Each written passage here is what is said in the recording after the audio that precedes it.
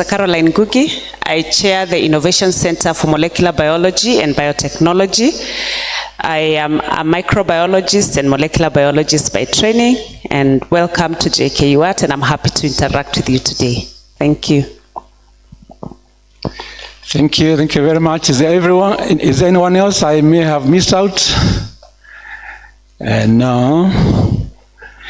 So today, members, we have a very tight schedule. The final one is usually tight because we have to deal with everything.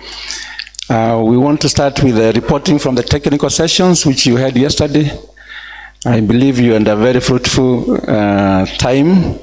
So we shall have reporting from the technical sessions, and later on we will have a general discussion on the way forward. So for now, I want us to start with the report from the first group. This is group 1, and Professor Sila will do the report. This is on agricultural and life sciences. He will give us a bit on your discussions, including the possible areas of collaboration and perhaps the way forward. So welcome, Professor Sila. Dr. Njerito, you prepare yourself for the next reporting.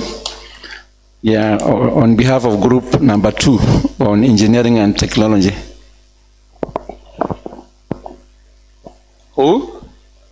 Dr. Rehem Mandeda, you present for them, for that group. That's okay. Slightly in front.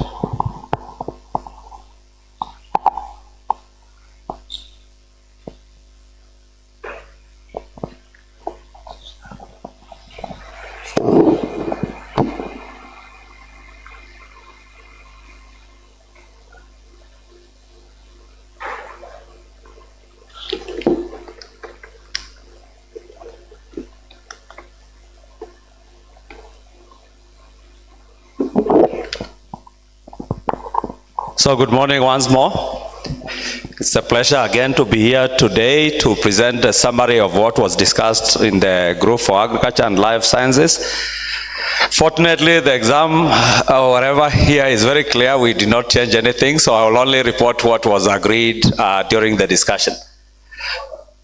Yes?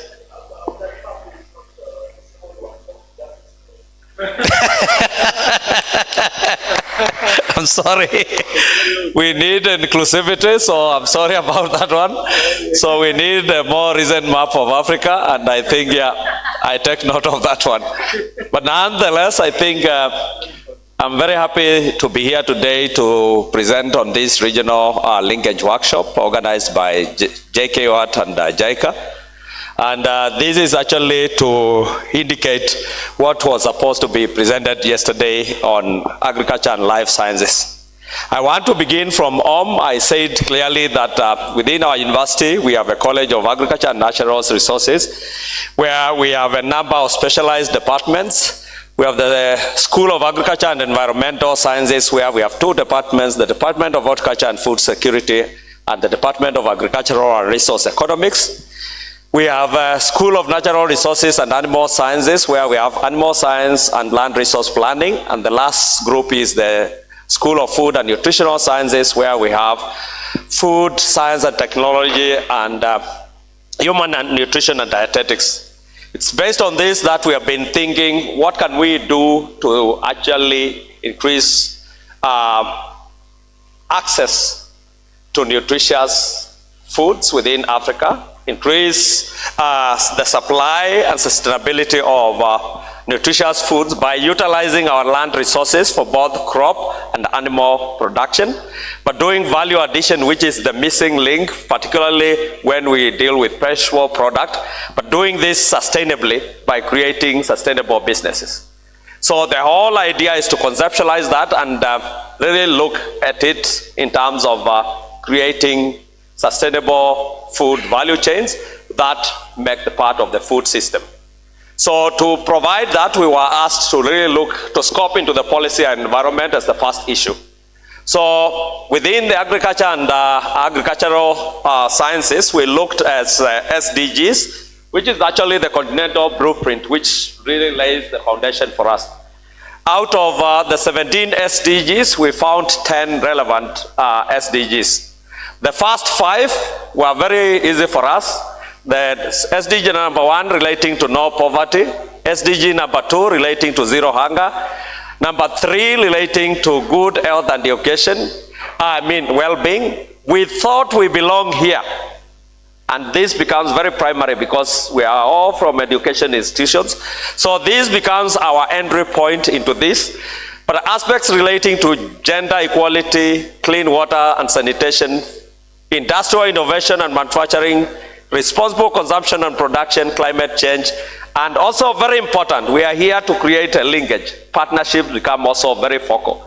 So these and number 4, 17 and number 4 become very focal because if you want to create partnership, you must have a common vision, but you have secondary agenda points which are related to the food and nutrition security agenda that we want to front. We went to the continental blueprint and we looked at the Agenda 2063 and we looked much more to the goals of the agenda. And out of the 20, we picked 10 quite relevant ones. The goal number 1, which is on high standard of living, quality of life, we think we can contribute to that. But we think our focal entry point is through education and creating capacity for Africa, which is goal number 2. We think we can contribute to agenda number 3, our goal number 3, which is health and well-being, transformed economics, modern agriculture for increased productivity, environmental sustainability, having leadership and governance, gender equality, engaged and empowered youth, and then also really taking responsibility and committing some financing to ensure that this becomes a success. So these represent the specific numbers. It's not serial numbering, it's the specific goals as they are laid within the Agenda 2063. And the same applies to the SDGs. We went to specific country initiatives. And specific countries have different strategic plans. But the common buzzwords relating to agriculture and life sciences that we picked, food and nutrition agenda was common to all of us. We also saw that a lot of countries in Africa are looking at manufacturing, industrialization, and the creation of a private sector is very critical, particularly small and medium enterprises. This came out. Universal health coverage also was a common agenda among all of us. And enveloping all this is the digital era, digitalization, and bringing this as an agenda. So this was common among all the groups, and we decided not to use Vision 2063, Vision 2030 in Kenya, Vision 2040 in Uganda, Vision whatever. But rather than doing this, we just picked the commonalities, and this is what we picked. Beyond that, now we said we have the policies. What could be the research areas that we want to be able to go to? So we looked at this in a value chain oriented approach, and what we looked at is at one part we have the crop oriented research focus areas, and here we picked a number of areas which we think are critical for driving Africa in that direction. So we said soil profiling is very important. Plant nutrition, fertilizer application are related, knowing the right formulas for that. Seeds are very critical, particularly during this era of climate change. And in seeds, you have to really look at agroecological suitability, molecular and biotechnology approaches of improving this. Yield, which is very important. But I think on the first day, the chair of council said Africans like food because of the way it relates to the palate. So looking of traits of interest. Precision agriculture is increasingly becoming very important, so we looked at this. Hear about targeted breeding through precision breeding, input supply systems, insects and disease management, particularly looking at early warning signals for infestation of pests and diseases, water management, irrigation, mechanization, energy supply, but as a cross-cutting issue, climate change. So these are relating broad aspects relating to the area of crop science, which we thought are very important. We went to the second facet, which is animal science-oriented facet, and this year we looked at GIS mapping of lands to create corridors for animals, domestic animals, corridors for wildlife, corridors where we could create conservation for forestry, blue economy, and the related. We looked at possibilities of maintaining marine ecosystem and environmental conservation, feed formulation and nutrition, the One Health concept coupled with veterinary medicine. Animal welfare came out as a very important aspect, but a critical driver is animal breeding and genetics for creating that. Wildlife care, we all come from places where I think wildlife is very important, so wildlife care and management. Disease-related aspects like parasitology, climate change impact, rangeland management, particularly relating to wildlife, feed safety and biosecurity as other broad aspects of our discussion. We said beyond that, we look at post-harvest handling and value addition, and food science and nutrition comes in play in handy.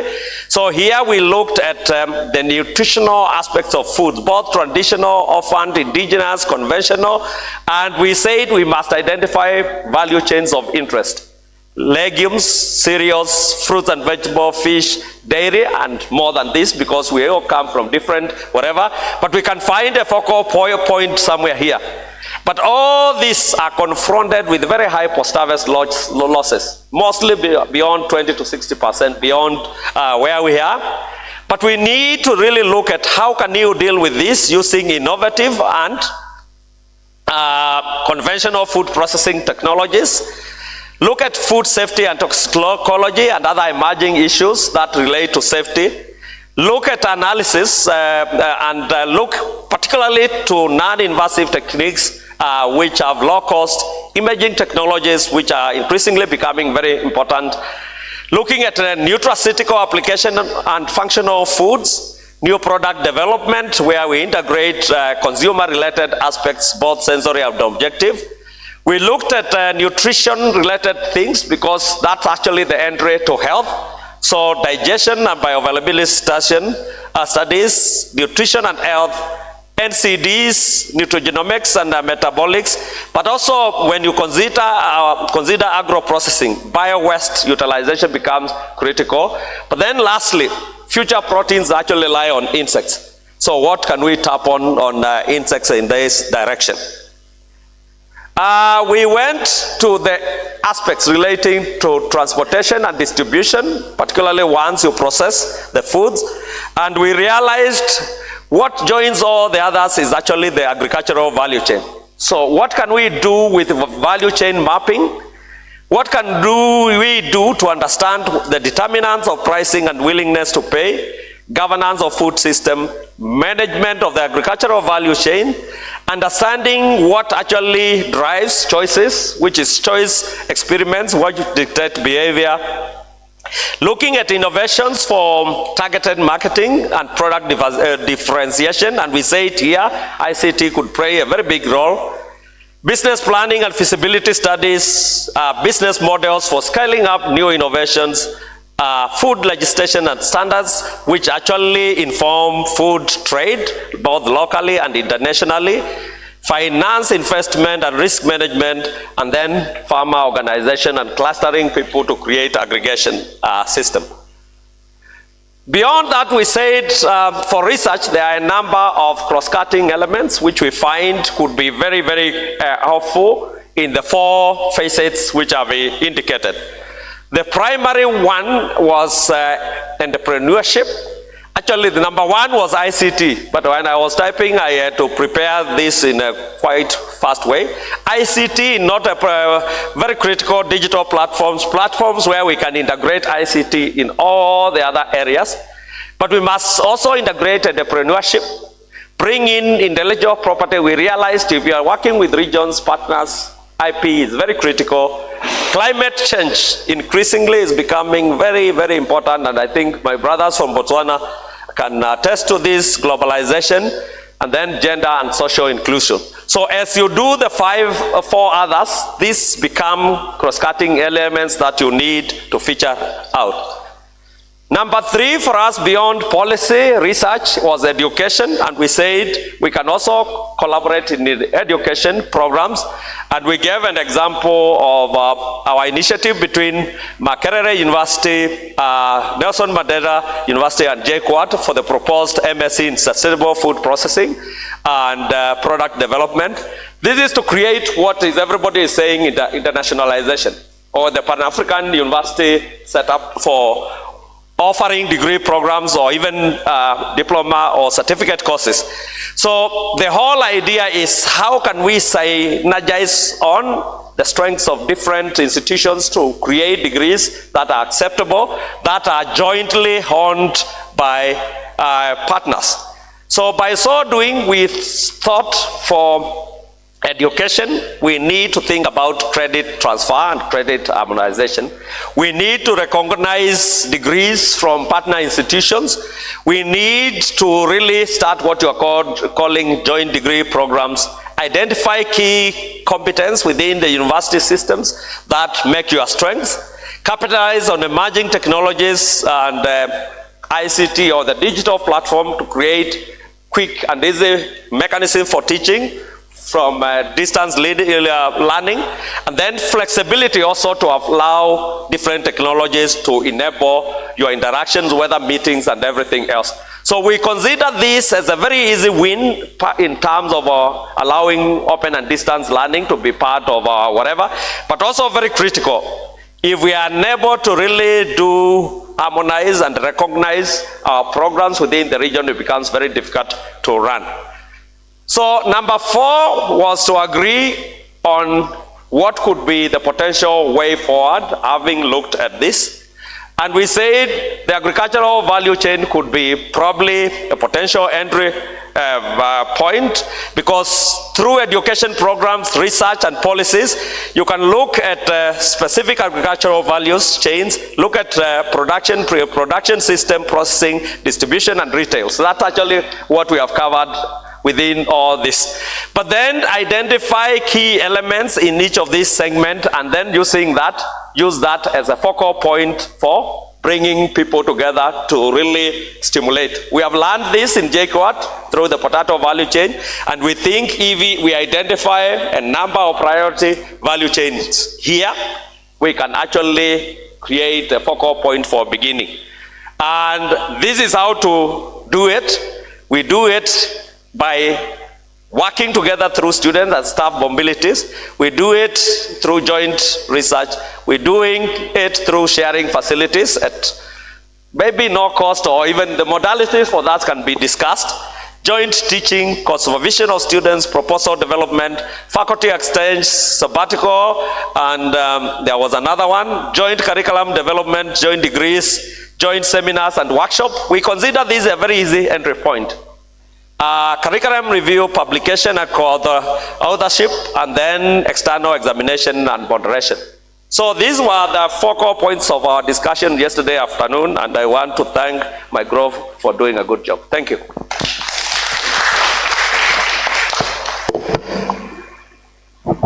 Thank you very much, Professor Sila.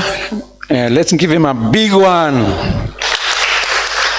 Yeah, and thank you for the group number 1, for that very exhaustive discussion and the points that you've set aside for our discussion today. Actually, we are supposed to discuss all this because I know the other group is just listening. Your time will come. But for now, let us discuss the issues that have been brought forward by the group led by Professor Sila. Yeah, there are quite a number of things he has mentioned. And what caught my mind is how actually to improve this kind of collaboration. There are many ways, and he mentioned the education way. I realize the issue of free movement is very important. Free movement of people across Africa. When you move around and nobody is really quarreling with you or asking you about visas, you feel very much at home, isn't it? Yeah. because some years back it was very difficult to travel, even within Africa. I think things have improved, and we believe that things will improve even more.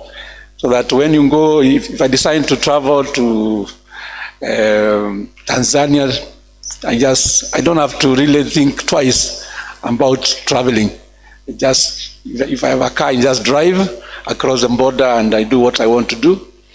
If I'm just getting into a plane, I do it quickly and come back. Yeah, so this will make our collaborations very, very, very useful. May I now invite comments?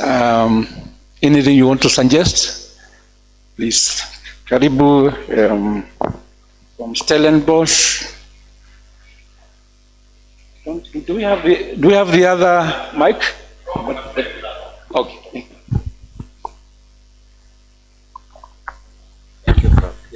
Yes, so I don't know if any of us read the document called the Agenda 2063. But for the model you propose, Prof, I just wonder if it will be very important for us to break away from mother countries and start looking at this project as flagship towards actually energizing the Agenda 2063. I mean, if you look at Africa, maybe we have 5 regions. Wouldn't it be better if, as a collective, we decide if this is the agricultural focal point we need for the continent towards the vitalization of us as community of Africa? Shouldn't we build one institution per wherein these things will be anchored? You know, that will break barriers of who owns what, but it will be Africanized in its design and structure. Thank you. Okay, thank you very much. That's a good suggestion. I don't know who is picking the points. Priscilla, you are picking? Yeah, okay. Thank you. Any other? Yes, Professor Songa? Yeah, thank you. I think it alludes to breaking more or less some of the boundaries we impose on ourselves. I will also be suggesting breaking another boundary, but this is disciplinary. I think in agriculture we also need maybe to collaborate just beyond, because we have problems that appear to be really agricultural, but I think sometimes solutions need to go beyond. So basic sciences, for example, I think may play a very critical role in addressing some of the challenges. So I think as we look at the problems that are really agricultural, we may want to also look at what role can basic sciences play.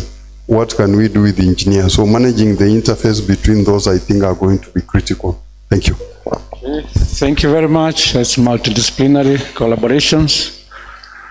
That's very important. Okay, thank you. I was the party that developed the way forward, but I want to know how this will be implemented.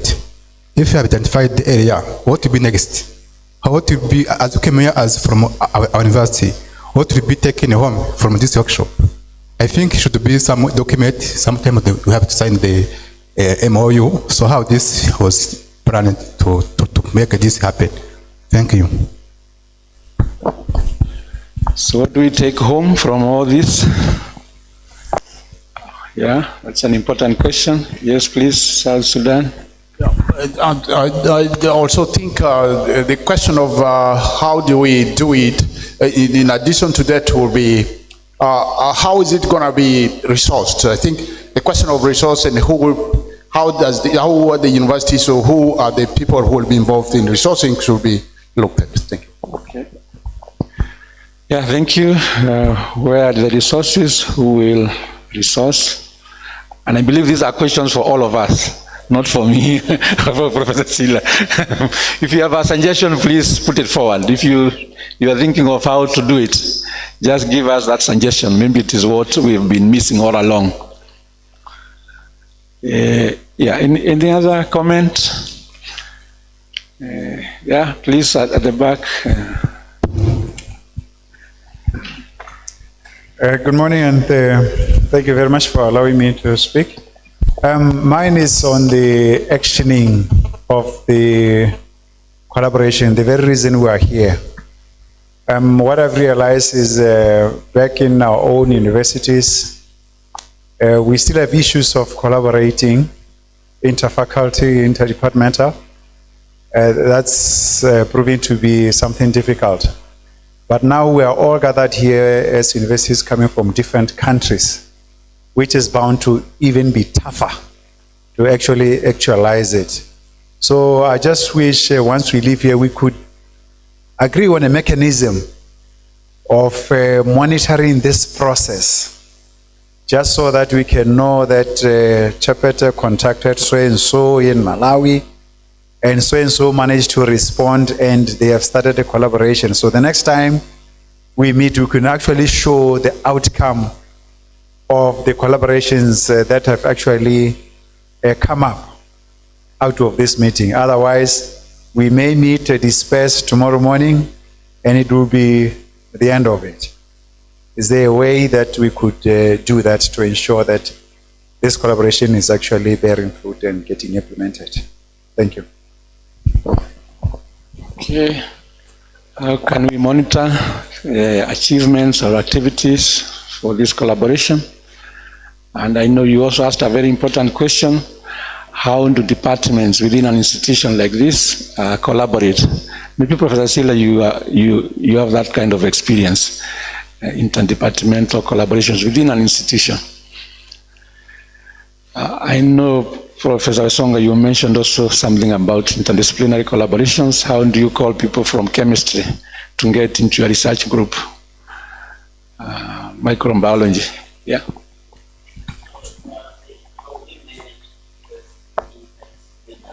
Our organization. Yes. So we have about 56 departments in the CSIR.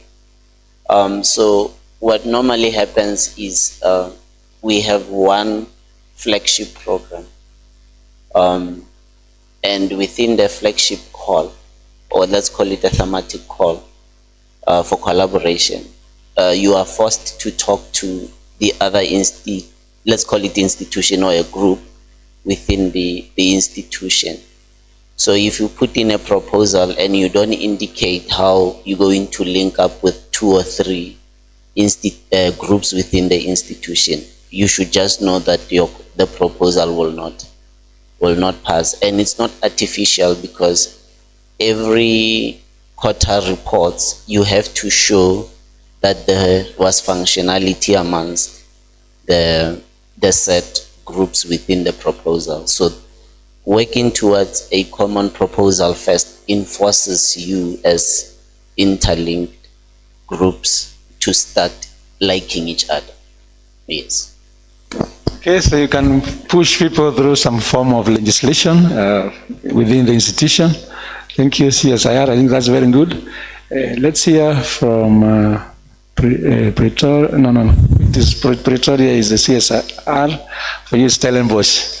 Please, welcome. Yeah, thank you. I'm just thinking in lines of the resources that were mentioned, and I'm asking myself, what is the role of the African Union in this thing? Is there a way that we can engage them in terms of support? I know they do a lot when it comes to the medical, area because of the lessons learned from COVID-19, but should we start thinking about them and how we can approach them? Okay, so what is the role of African Union? Is there anything we can get from them?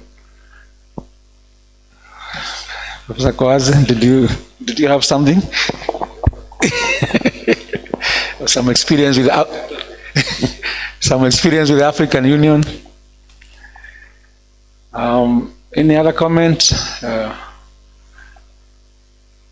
Professor Sila, you want to speak about the collaborations, interdepartmental collaborations? Or anything else, please?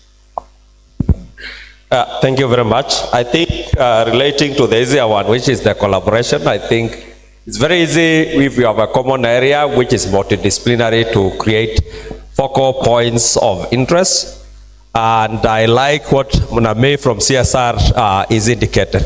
If you have work packages in one line, one flagship, and you divide this on work package, and I will talk using the value chain as an example, a work package on production, and a work package on post-harvest handling and value addition, a work package on nutrition, and a work package on agribusiness and agricultural economics, then it's very easy to bring people together if you have identified one value chain.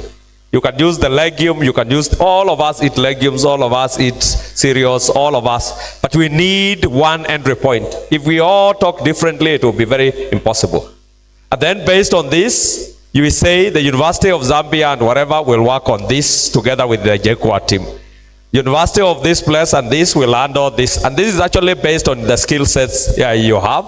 And this is how you create working experiences. And you can work on your local product, but already the product is identified because we have agroecological differences. And then when we come, we share those experiences, we share what actually we have learned, we publish together sometimes, and then actually work together.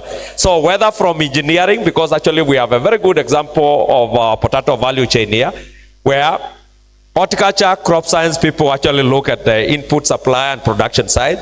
The food science people look at processing and value addition.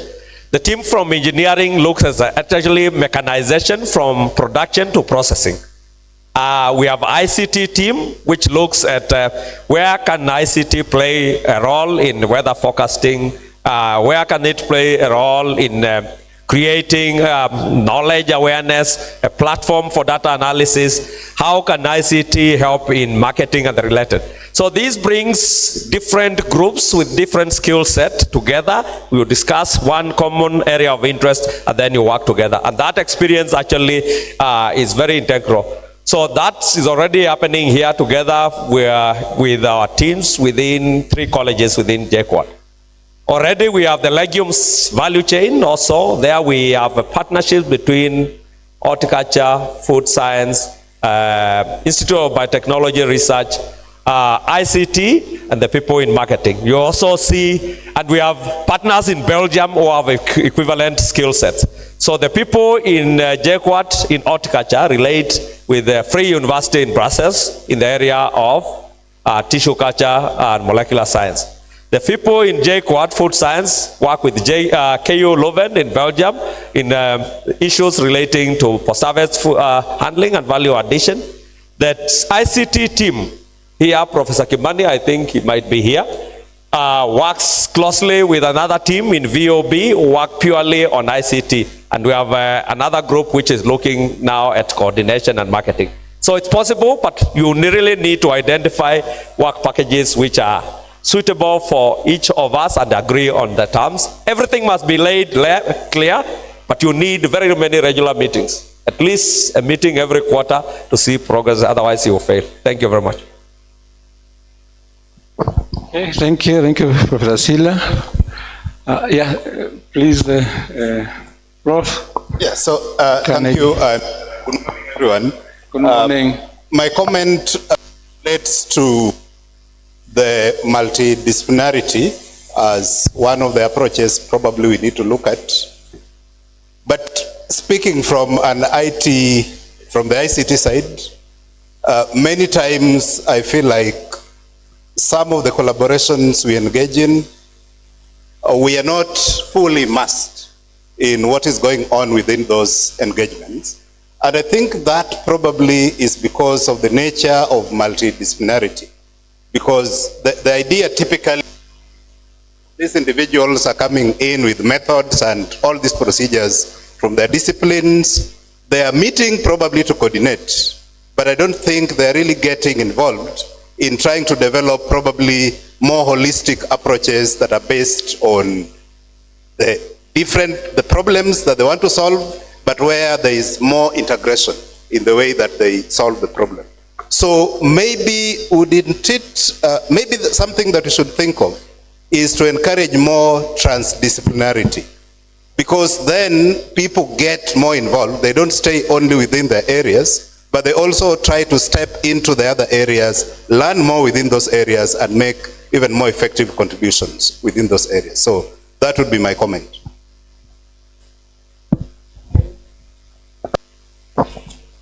I think that's a new concept, transdisciplinary approach.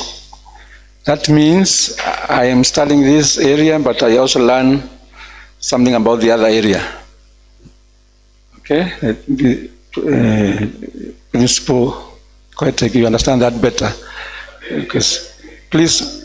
Just add an example. Yeah. So, for instance, we have what we call the Belmont Forum.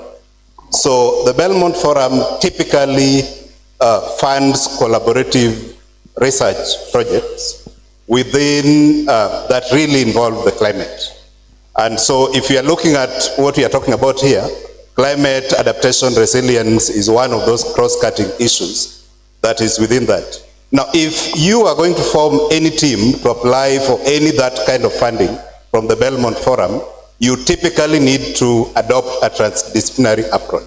So the requirement is a tighter integration in what you do, unlike what we typically do in multidisciplinary teams, where we all do work packages and all these kind of things, but that close interaction is typically missing. And I think because some of the big funders are already thinking of encouraging these approaches, us trying to align with some of this early on would also help us, because then as an ICT person, when I go into what Professor Sila is doing, I get probably more involved, probably more meetings, better understanding, and therefore I'm likely to come up with solutions that are more relevant to the problem than solutions that are based merely on my conceptualization, and in some cases a misunderstanding of what goes on within that area.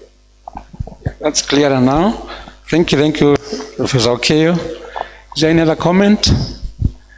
Members, we have been joined by our Chair of Council, Dr. Ansando. Welcome. Any other comment, members, before we go to the next group? I just want to make one last Please do. Okay. And I'm trying to help Sis Esther there to navigate the space of AU. Yes. It's a very difficult. I know scientists are not political minded like me. Yes, please. So I'm very political. We appreciate. Yes. So we need to learn one thing from the people in the arts as scientists and engineers. When they host whatever event, however small, there's always a dignitary member of whatever form present. And until we see ourselves as scientists and engineers as the integral part of policy makers, then we're always going to sort of not see our work as the integral part of AU or whatever have you. So maybe through the bilaterals that the DSI, Department of Science and Innovation, holds, we might want to make a submission to Department of Science, wherein we look at ourselves probably next year, same time. We host an inclusive African discussion where we showcase our problems in line with Agenda 2063 and the solutions that we want to implement. But when we showcase those solutions, they should be linked with the Agenda 2063, whether we talk on free trade, free economy, all these things. So the conference might have to be at one of the African corridors countries if the theme is free trade. So the corridor will be an easy thing to sell the idea. So we must also learn to make submissions to the AU. It's open. As scientists, if we take a resolution today that this is something we want to have next year, we have to submit to the AU. Of course, through our government, we have to submit. And we now can have these politicians come in and understand that what we are thinking, we are not thinking for becoming professors, pushing papers. It's ideal for the African situation. So that would be my submission. Maybe we need to come up with a working committee on these issues before we leave, so that at least we know there are people that will be leading in certain aspects for us to have traction. Thanks, bro. Okay, thank you. It's very important, I think, and very deep suggestion involving the political arm, that is AU. in order for them to know what the scientists are doing, what their ideas are. Yeah, I think we will discuss that as we do the way forward. Is there any other suggestion? Not really, but you are free to comment even at this time. Yeah. Not yet, but you can still discuss, no problem. Good morning. Good morning to you.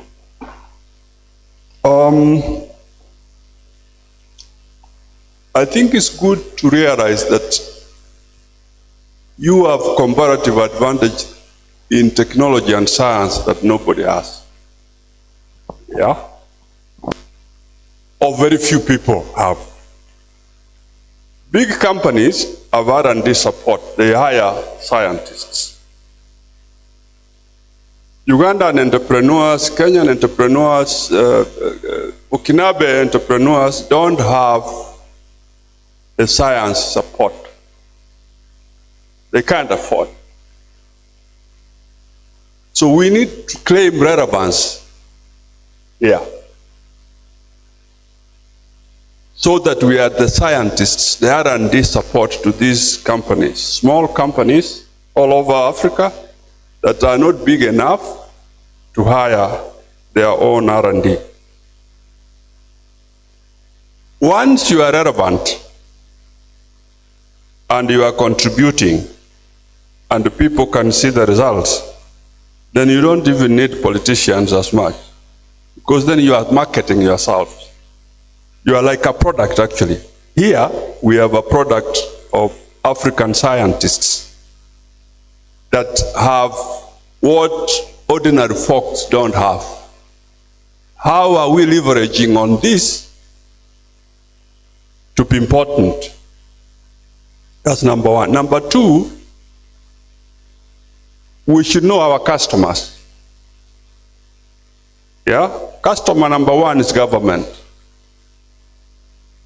Why? Because government needs to employ people, government needs to grow the economy, government needs to pay debt, to pay bills, and so on.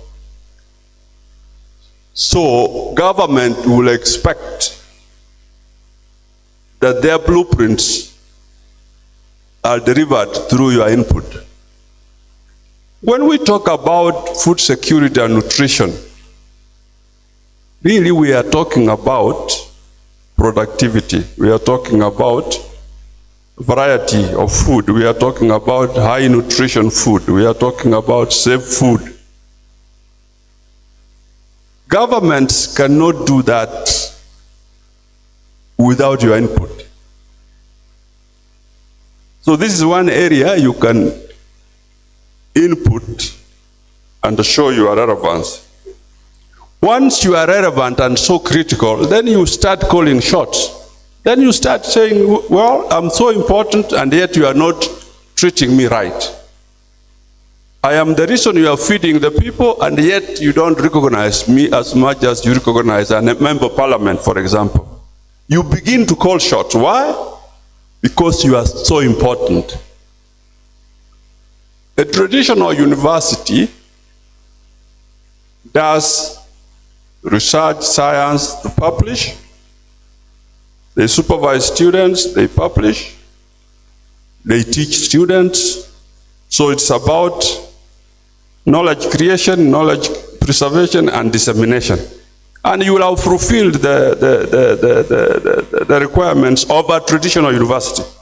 A current university, a contemporary university, is an engine for development. That's what it is. It's an engine for development because you have brains that not many people have. The question is, how do I use my brain to contribute to food security? How do I use my brain to contribute to food safety? How do I use my brain to create robots that can help in surgery? How do I use my brain to give softwares that can make users more efficient? So you are using either IT, you are using agriculture, you are using engineering to solve really problems, genuine problems, problems that nobody else can solve. Claim this space. Really, that is why I've been sitting here, because that's what I intended to tell you. My job is not to sit here. My job is to oversight. 4 board meetings a year, and I go my way and do my stuff. But I think I have an obligation, particularly when I realize that there is a Pan-African group here. I have an obligation to share. Maybe I can have 1 or 2 convertees, and that might make a difference. Yeah? Wherever you go to your own countries. It is that difference that is the reason I've been sitting here for 3 days. At my age, I don't really have to sit that long in this forum. But also at my age, I've picked things that might be useful. Yeah? So I was sitting here to wait for an opportunity to share that you occupy a very, very special and very valuable space if you leverage on that space.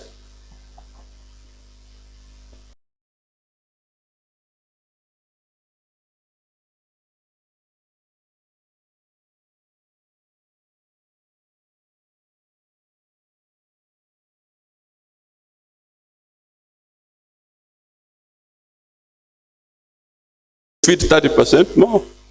So your citizens are your other customers. The other customers that you have are development partners, the donors.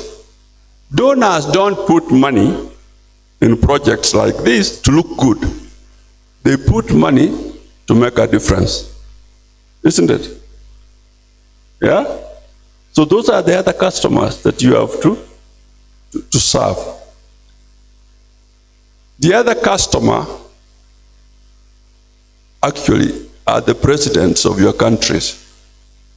Because presidents of your countries win votes because they promise food security, they promise jobs, they promise etc., etc. How are these jobs going to be created? By you people developing products that have a science leverage, and nobody can produce such products, and therefore they have no competition at the marketplace. And small companies invest in these products and employ people. That's how a president can create jobs. He doesn't have any other way of creating jobs. So, my gospel, according to James, is claim your position, because your position is so powerful and so important for your respective countries. Claim that space, excel in that space, and make a difference. Really, that is my message to you. Begin to think about, when I do this, what is the impact? When I do this, who benefits? When I do this, what am I getting? What am I getting up to? So that we move from a traditional university which churned out people, and the people went out and they got jobs and started working. Now people can't get jobs. Yeah? So it's necessary that we create them by doing stuff that can support entrepreneurs. Yeah, so let's claim that space, and let Africa flourish once again. Thank you very much, Chair of Council, for those very insightful ones. You've really added value to our discussions. Thank you very much, sir. So members, I want to invite now group number 2 on engineering and technology. And I'm told Dr. Ndeda will make the presentation. Rehema, where are you? Please come. You can give us possible areas of collaboration depending on your discussions yesterday and also the way forward.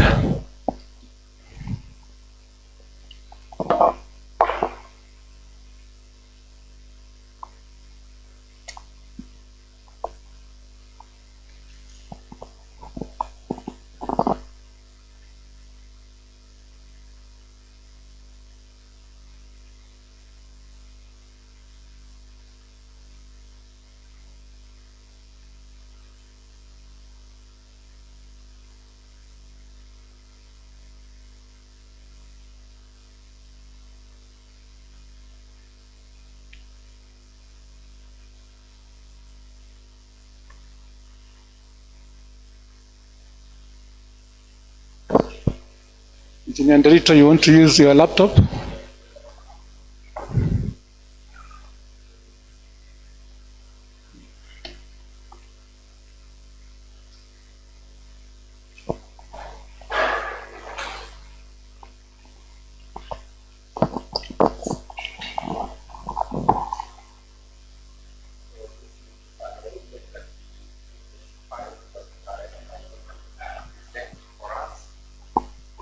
She was our rapporteur yesterday, so we listened to the key areas that we identified. Then, during discussions, we are going to come in and support you. Thank you. Okay, thank you and good morning. So this is the Engineering, Technology and ICT team, and we looked at areas of research, what policy areas affect us, and then the areas of collaboration. So, yeah, so we looked at the Agenda 2063 and we found various aspirations that relate to these areas. So the first one is Aspiration 1, a prosperous Africa based on inclusive growth and sustainable development.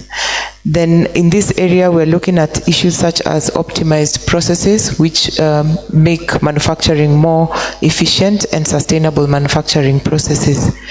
Then Aspiration 4, in terms of a peaceful and secure Africa, and we're looking at ICT areas of cyber security and how we can manufacture to support our defense systems. Then Aspiration 6, an Africa where development is people-driven and where we exploit the potential of youth and women, and we are looking at places where we have women in STEM clubs so that we can ensure we have participation of women, where we have youth clubs in our universities so that we can encourage the participation of youth in technology and innovation.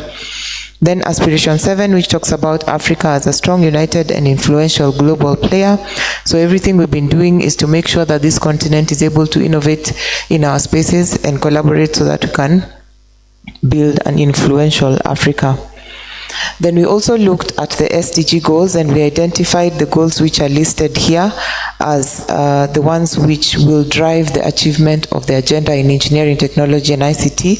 So the key achievement is that we are looking at capacity building on long-term training, which is SDG 4 and 7. And then we have a linkage between every activity that we are going to do, which will relate to no poverty, zero hunger, and creating equality. So every activity of manufacturing will ideally tie into this SDG 1, 2, and 5.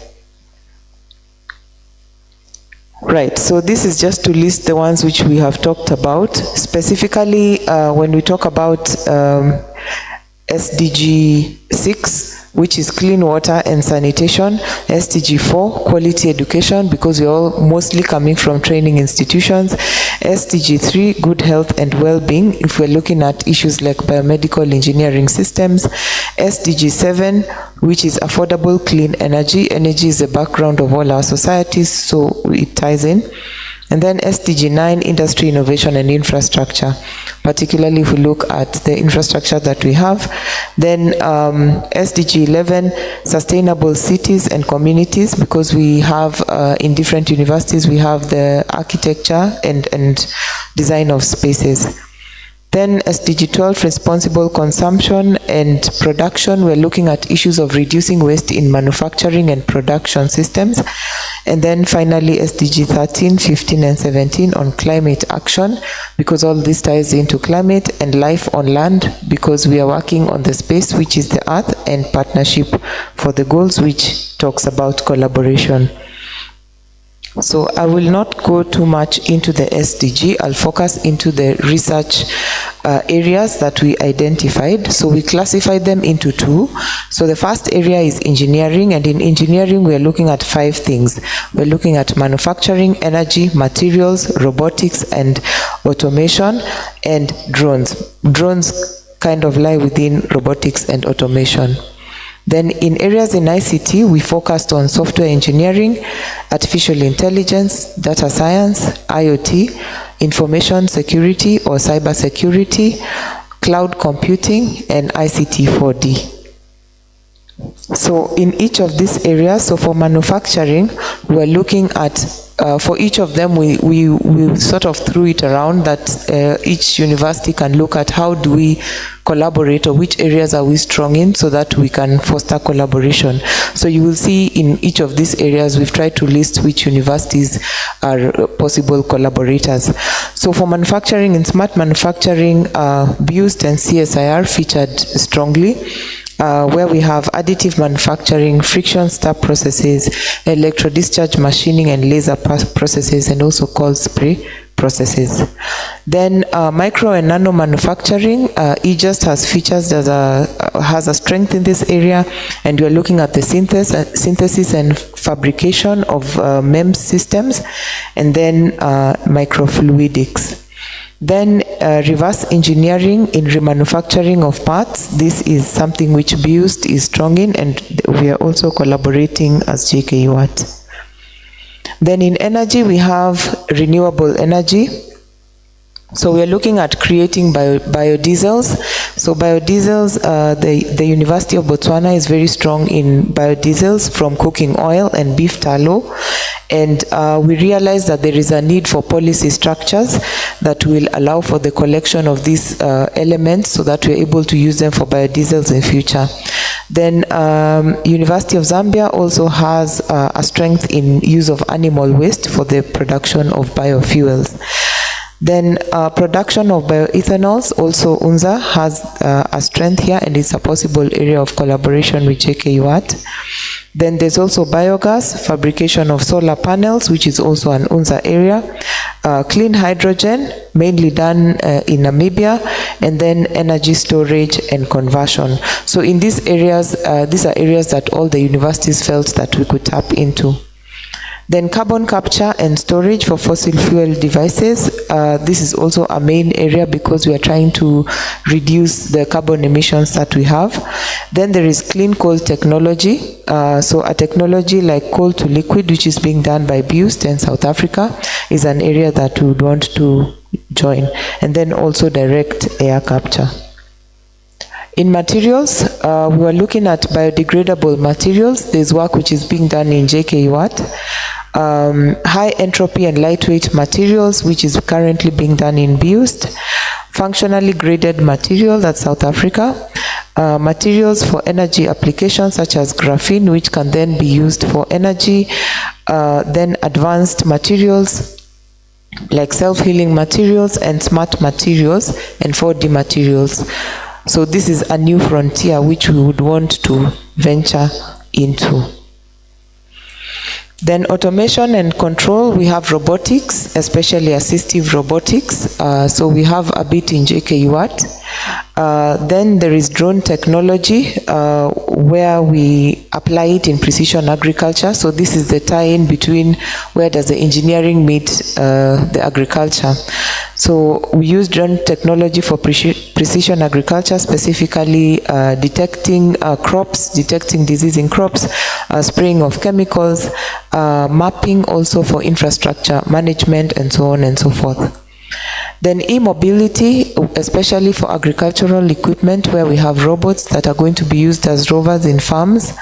And then space engineering, where University of Zimbabwe, BUST, JKUAT, and Malawi have been working on. We have the rocketry, and we also have nanosatellites which have been launched in the different institutions. So Malawi is currently setting up a space agency, and one of the areas is to leverage on what we currently know from the countries which have already set up their space agency to support them in their work. So ideally, ICT and big data should be embedded in all these areas that I've talked about. Now, if I go into ICT specifically, we have software engineering. University of Zimbabwe and University of Malawi have collaborations with government already ongoing in this year, in this area.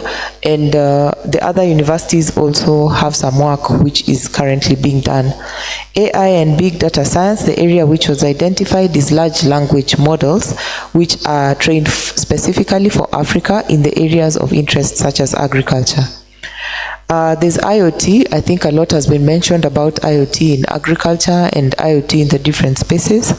Then there's cyber security as well. Social engineering issues came up as a big area, and being able to protect whatever data that we are using in the virtual spaces. And then the ethics and responsible computing is also an area which is big for Africa right now. Then there's cloud computing, where we use high performance computing and parallel computing, and all the institutions mentioned having access to the same, but there is a challenge in terms of capacity building in the area and also making sure that the resources are enough to be used by the researchers. Then ICT 4D, we looked at decent jobs. The government of Kenya currently has a forum where it trains people on technical jobs online in a bid to create employment. And so we are looking at how can we create technical jobs for our students. And then financial technology, which is a big area right now, and it's an area of interest in Africa, so this is something that we would want to collaborate on. So in summary, for research in for agriculture and food processing, energy and health and so on, research can be engaged in terms of manufacturing the machines for products. So we manufacture the machines that are going to actually produce, let's say, the food, like for example, the dryers that are going to be used to dry the food that is being eaten. The second thing could be to manufacture the parts that will be used in those machines that are to produce the product. So those are the two key areas where we are feeling engineering, technology, and ICT could fit in. There must be a link between the machine producer and the application of the machine. So this is something that was brought out by the chair of council, where he talked about we may produce a machine, but we need to know that there is an actual problem that it needs to be solved by this particular machine. So these are the key areas which we focused on in terms of coming up with our way forward. So we also looked at challenges to our collaboration. First challenge is institutional policy on staff exchange. So we're looking at staff exchange in terms of long-term staff exchange and short-term staff exchange. So for short-term staff exchange, there's really very little barrier, but for long-term staff exchange, there's usually a specific grade within different institutions before which you can take a sabbatical and do a long-term staff exchange. So it may not be too easy, and the differences between the institutions end up being a limitation. Then at the same time, there are some challenges with human resource available for specific areas. You may find that there are few experts who are available for whatever technical work that you need to do. So there's need for capacity building in specific areas. Then another challenge is funding for mobilities, especially when you are moving staff from one institution to another. There requires to be funding for the same, and that ends up to be a challenge. Then we have infrastructural challenges in terms of equipment. I think we have been running a project in JKUAT where we require lasers, and for that we have had to be shipping our students to ALC. We are still trying to sweet talk CSIR and see whether they are going to lend us lasers, and so that we now have the lasers here for a short time. So such programs would really assist in terms of whoever has the infrastructure. Is there a way that we can share this infrastructure and be able to get work done? And then the academia industry gap. So we realized that there is a need for industry, and we got input from just in terms of how they are able to leverage on the industry that they have, and they mentioned issues like approaching the industry consistently, including the industry within their research, and you will see that in our way forward. So our way forward, of course, because of this, now we need to push this forward by conducting collaborative research. So based on the areas which have been identified, one of the ways is that we are going to do this is to identify opportunities for joint research. So for each person in the team, everyone is tasked to identify opportunities. Now, to identify partners, we agreed that we are going to share contacts of each person in the team, with everyone's contact and everyone's area of specialization. That would make it easier if we want to apply for funding and we need someone from University of Malawi who's working in a related area, then we're able to contact them, or if they're not able to do it, then they can give us a contact for that. Then we will utilize the funding opportunities that are in current projects so that we can jumpstart this collaboration. So because most of us have current projects running, so if in order to create a stronger collaboration, then we will use that current funding and incorporate some members so that we can see an expansion. Then funding from industries, we agreed that it has to be an intentional effort so that we can approach the industries and tell them about our research work and tell them about our capabilities. Tagging on to what the council chair said about knowing that we have a niche space, but at times it was said that the industry does not know that we can offer them the solution. So we would want to approach the industries so that we can tell them we can be the solution to this problem that you have. Then with regard to research, most of us are supervising. We were advised that if you have an industry advisor on your project, it makes the project more potent because they give input relating to the problems that they face in industry. So again, this depends on our institutional policies, and I think across board would find out whether we're able to incorporate an academic advisor who is an industry advisor who may not necessarily have the qualification of the academic advisor. But if we have two academic advisors, then maybe we can add an industry advisor. So that was the end of our presentation. Thank you.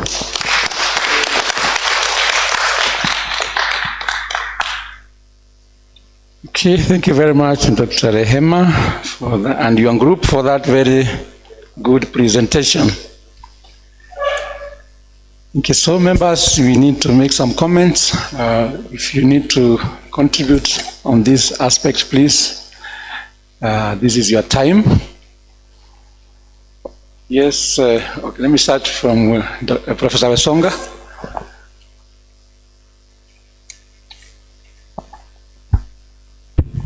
Yeah, thank you very much, engineers, for that. There are just a few things I was wondering whether they shouldn't also be things we should be thinking about. One is that I think you started off with SDGs. There is the element of climate change. I didn't see it coming out very much in your thinking, and yet I thought in the current era that we are, I think everybody should be looking at climate change and how they can contribute to that. Then looking at where we are, I think majority of us are from the tropics. There are a few people that are a little bit away from the equator, where we have all this resource that is given to us free of charge, solar energy. I didn't see it coming out as strong. Shouldn't we be leveraging a lot on solar energy in whatever we are doing? And then the last thing is, we have been using, I think, the traditional engine that we use, we have been using for many years. I've heard occasionally, I don't know how true it is, that some other people are thinking of coming up with a different engine. I don't know whether we should also not be thinking around that so that we move away from the traditional engine. Maybe that opens up new opportunities. Thank you. Malawi. Yes. Thank you so much. Mine is just a general question. Thank you, engineers, for a very elaborative presentation. Let me disclose my interest. I'm a food scientist, and therefore an end user. There was somewhere where there was a mention of machines used for food processing. So I wanted to find out engineers from different universities where you are, whether you are fabricating machines for food processing, because as an end user, that's what I want. We have been importing food processing machines from countries like China. Do we have that opportunity? There was also a mention of industry academia gaps, which to me is a very big challenge. There was a mention that we should go to the industry to tell them about maybe the challenges. I wanted to find out how should we go about it, because probably some of the challenges, they may come from consumers, and how should we go about it? And I think for JKUAT, I had a question for you, because from the presentation, since the first day, it seems you have a very good working relationship with the industries. How do you do it? I don't want to disclose about our problems. Maybe we can learn one or two things from you. Thank you. Yeah, thank you very much. I hope, Dorito, you are engineer, you are taking that. Yes, Caroline. So thank you, engineers, for the presentation. Mine is a challenge or a line of thought. How do we extend our position from not just the country, not even Africa, but we place ourselves at a global position? And when I think about engineers, as he says, it's the manufacturing industry. We are collaborating well with our industry. Can we come up with products made in Africa, and we are able to export them and position ourselves globally? When we look at agriculture, I think we are known because we export our food products. We have standards that regulate us as exporters. So is quality assurance something that is blocking us from being in the global space? How can we establish quality assurance centers across Africa? Who can we leverage on relationships? I mean, I know like Africa Export and Import Bank are setting up quality assurance across Africa so that we are able to export our made in Africa products to the global world. Thank you. Okay, we have to, please. Then you come to you. Thank you very much, engineers. Actually, mine is on proposed way forward. Over and above what has been proposed, actually, bullet number 1, on having mailing lists and also individual contacts, me, I would think, over and above this, let us make it institutional. The reason I want to actually propose this is because actually some of us are non-engineers, but our institution do also have the engineering units which could absolutely benefit from this linkage. And the way forward would be to have, maybe starting point would be to have an inventory, create a database shared with individuals by institutions with specific competences, so that for future collaboration, then actually all institutions should, if they are interested, participate in the collaboration. Thank you.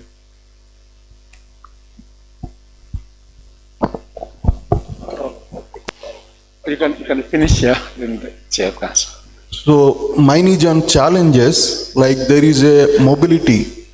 Actually, in the Europe, like Erasmus, there is a mobility grants which caters the travel of students and faculty for the exchange. In the similar way, maybe like African Union funding or something which can cater the student travel and the faculty exchange, which maybe makes this kind of collaborations more effective. Thank you. Thank you. Yeah, as a way forward, which will address some of the issues you raised, as a way forward, I think this is for JICA. We need a capacity building for this team on business and business thinking. Because you can't serve people you don't understand very well. First, people do business for money, nothing else. They must make money. So they are not going to come to you if they don't see that potential of money. It's money, nothing else. It is for you to show that you can co-invest with them to help them make the money. Yeah? They will come running. If Bill Gates knows that you have some technology that can be deployed globally to make more cereals for people to eat, because he has a lot of interest in food security in Africa, he will take a chartered plane to look for you. So make yourself relevant. Number two, deploy your intelligence, scoping, to know what these guys are doing. You can do this directly, or you can do this through proxy, so that you are able to know what their challenges are, so that you can address those challenges. And if you seem to be getting closer to the solution, they will come running. But so that you understand how these people think. Yeah? This is how they think. I have been marketing this product for 30 years. There is competition setting in. How do I tweak my product? How do I differentiate my product so that I manage the competition? And that's where innovation comes in. So this is how they do it. This is how I'm operating with this product, and these are the costs, and this is the profit. If I tweak it this way, I'll have to invest money. Invest money in the technology itself, development of the technology, deployment of the technology, and the processing line to cope with that change. So the engineers come in. Yeah? So they deploy the engineering to tweak the machinery to make this product. This line and this line is the innovation. So the next question is, after this investment and this improvement that I've made, which is an innovation, how much money do I make? Yeah? That's what's called a business case. This makes a business case. Only then can the principals of that company put money. Are we together on this thinking? Now, when you come up with a product, you have to make it very clear. That's called product profiling. That this product of mine offers this and this and this, which competition doesn't. And therefore, you are likely to get better sales or more volumes. And even if your margin is small, the higher volumes will make you more profitable. Yeah? But the process they go through is the innovation funnel management system, which I think we need to build capacity for this team, because it's a very disciplined way and a very simple way of taking your new thinking through an organized funnel. This funnel has even gatekeepers, okay? So the ideas phase, there must be proof that this idea is strong enough to move to the next level. So the gates are open, you move to the next level, which is feasibility. Then there must be a strong case within the guys assessing the feasibility to open a gate so that you move on to piloting. Then there must be enough work done to show that, yes, in piloting this thing works, so you move on to pre-product launch. And this is where you launch a product in a smaller scale and check the market. Then you fully commercialize. If you use the same approach in your everyday research and product development, you will communicate with these guys. You will be talking the same language. They will start looking for you. But without that capacity, I think people are still scientists. And however much you want to link to industry, then it becomes difficult. Because you don't think the same way. You don't have the same value system. My recommendation, whether JICA will take this up or not, I don't know. My recommendation is to have a group like this for 2-3 days to build capacity in the use of the innovation funnel management system, which is used by private sector on a daily basis. Then from there, it will be very easy for you to begin to communicate. When they ask commercial questions, you give commercial answers. If you can only give technical answers, then you will not communicate with these chaps. Yeah? For me, if nothing else, I think that capacity building is extremely important for this team. Once they are fully operational in that area, you will begin to see business people, companies knocking at your doors because you talk the same thing.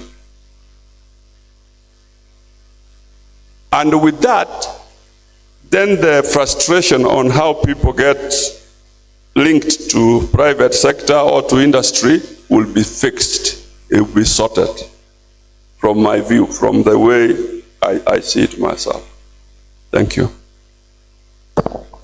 Thank you very much, Chairman. I think we got that very clearly.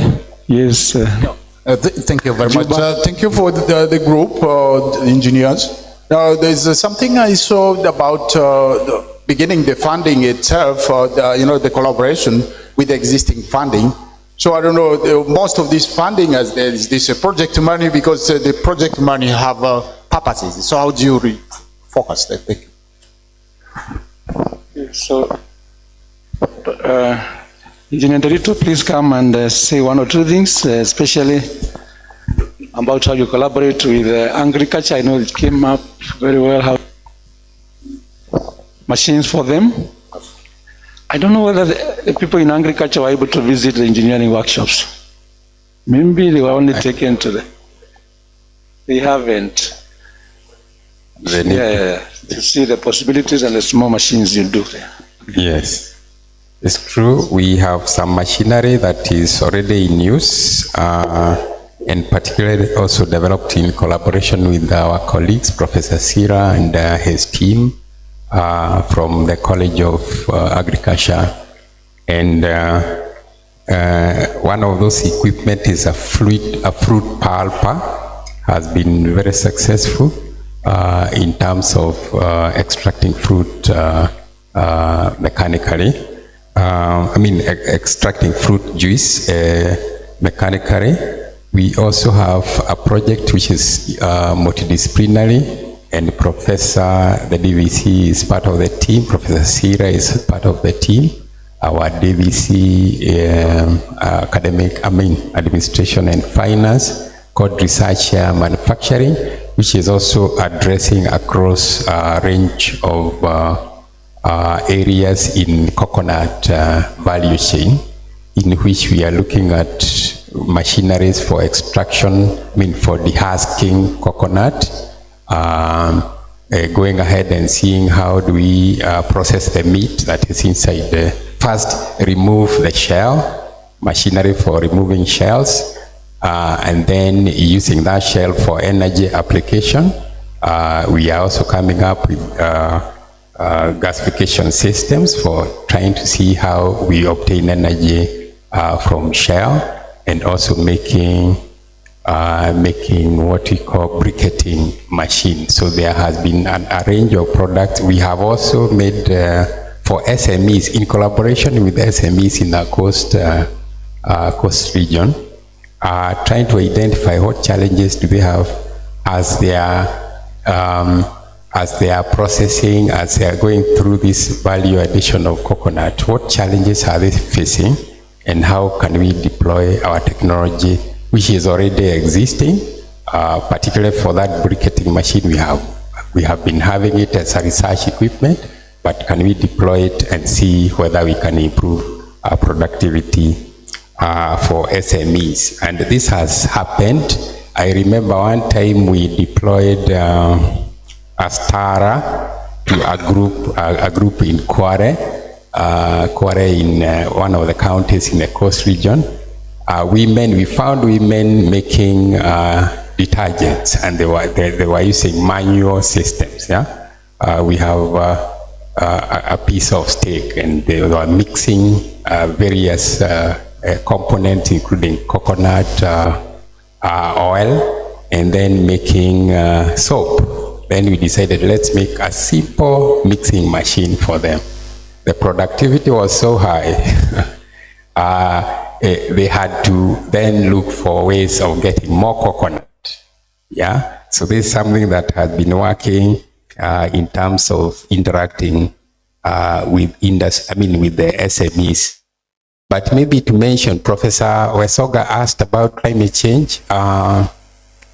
Whenever you are engaged in renewable energy, there's a contribution to climate change.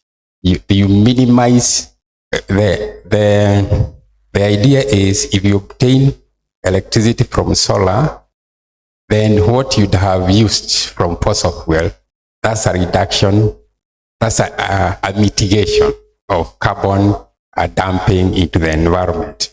So there are a number of activities that we are proposing, mainly in the energy area, renewable energy, biofuels, using biofuels as opposed to fossil fuels. Then you minimize an impact on the environment, because you are in the carbon cycle. What was fixed by plants, you are then using, is what is being dumped to the environment, other than what was fixed so many years ago, and then from fossil fuels, then you are dumping much more. And therefore, when we talk about biofuels, we meant the whole area of energy intervention, including making efficient devices, energy devices. You normally have a direct impact on reduction in climate change, because it's reduced carbon emission to the environment. There's also solar energy. It's an available resource. That's true. And Dr. Mutua is engaged in waste plastics, also trying to see how to make solar panels or devices for solar panel applications, mainly from waste plastics. So that again is a contribution to reducing the impact on climate change. A traditional engine, the engine has always been internal combustion, IC. I hope I will not go very deep into the technical elements. But the traditional internal combustion engine, we have not found a way. It's based on a cycle that is very simple and more efficient, yeah?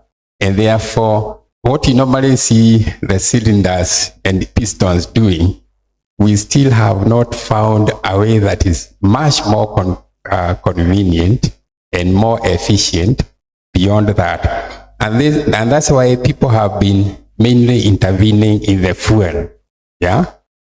And in terms of fuel, well, there is also the intervention in terms of electric mobility, which Dr. Aoki and team are involved in. But in terms of fuel, there is a use of hydrogen, and that was mentioned by Dr. Rehema.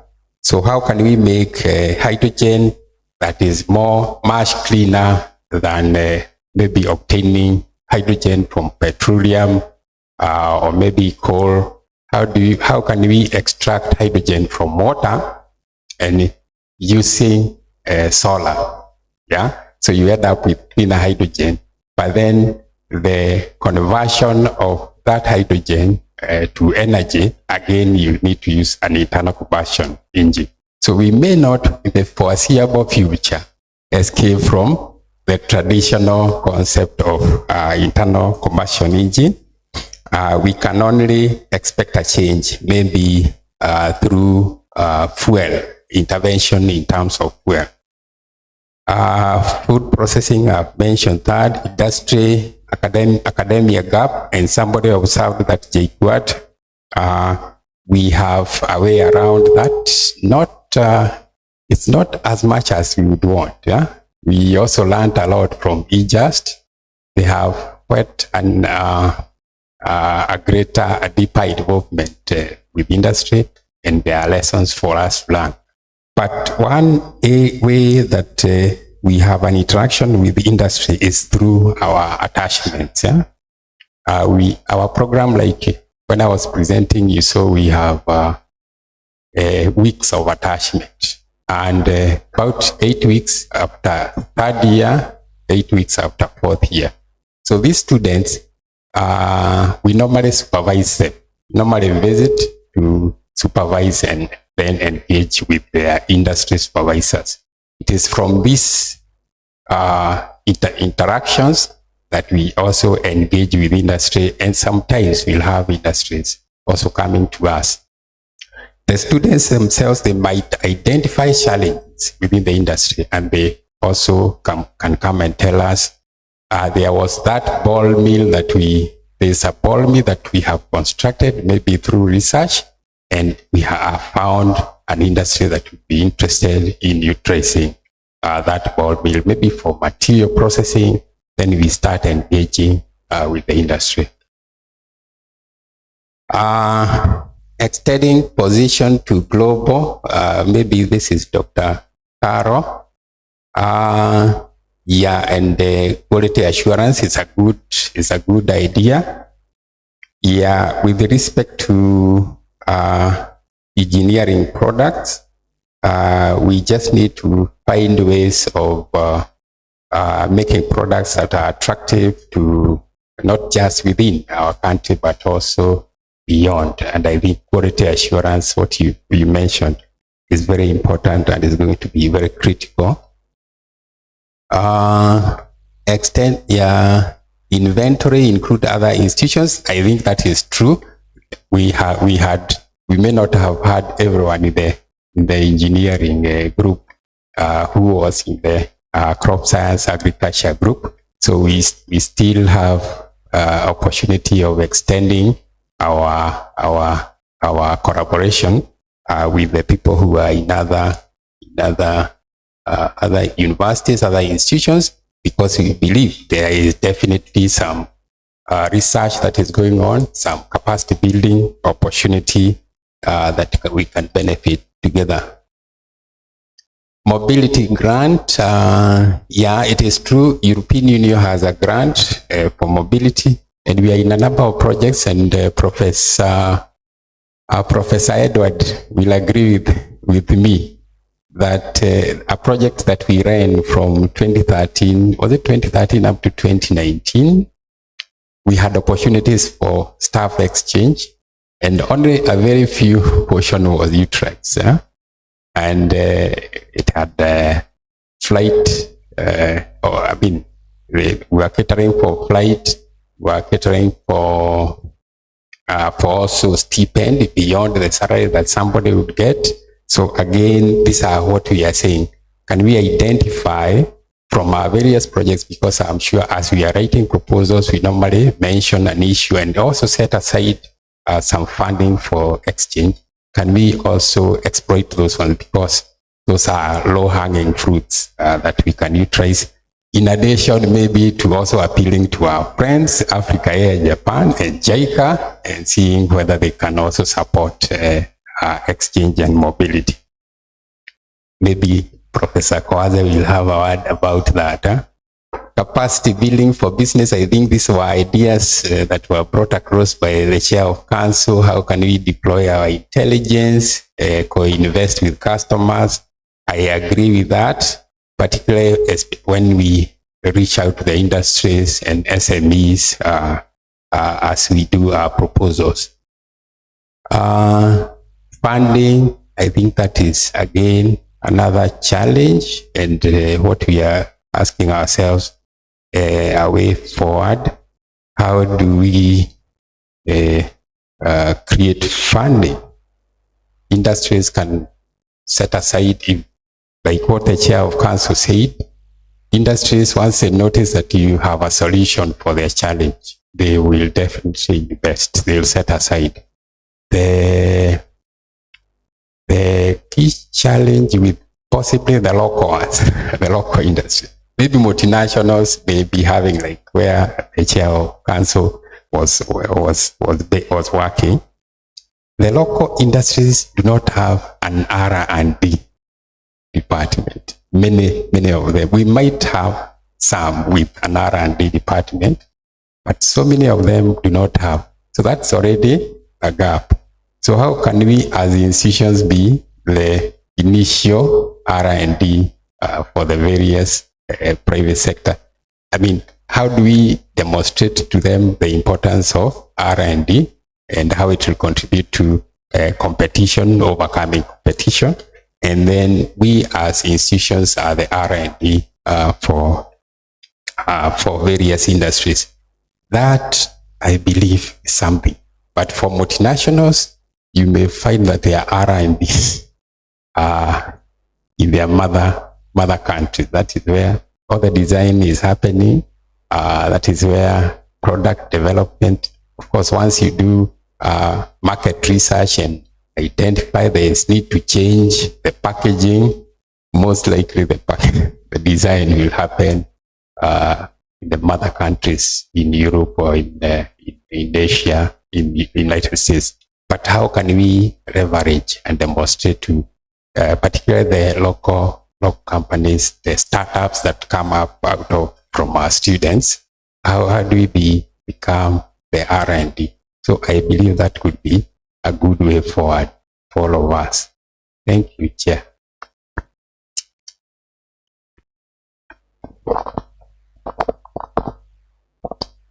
Okay, thank you very much, Engineer Nderitu, for that. Yes, Professor Okeyo. Thank you.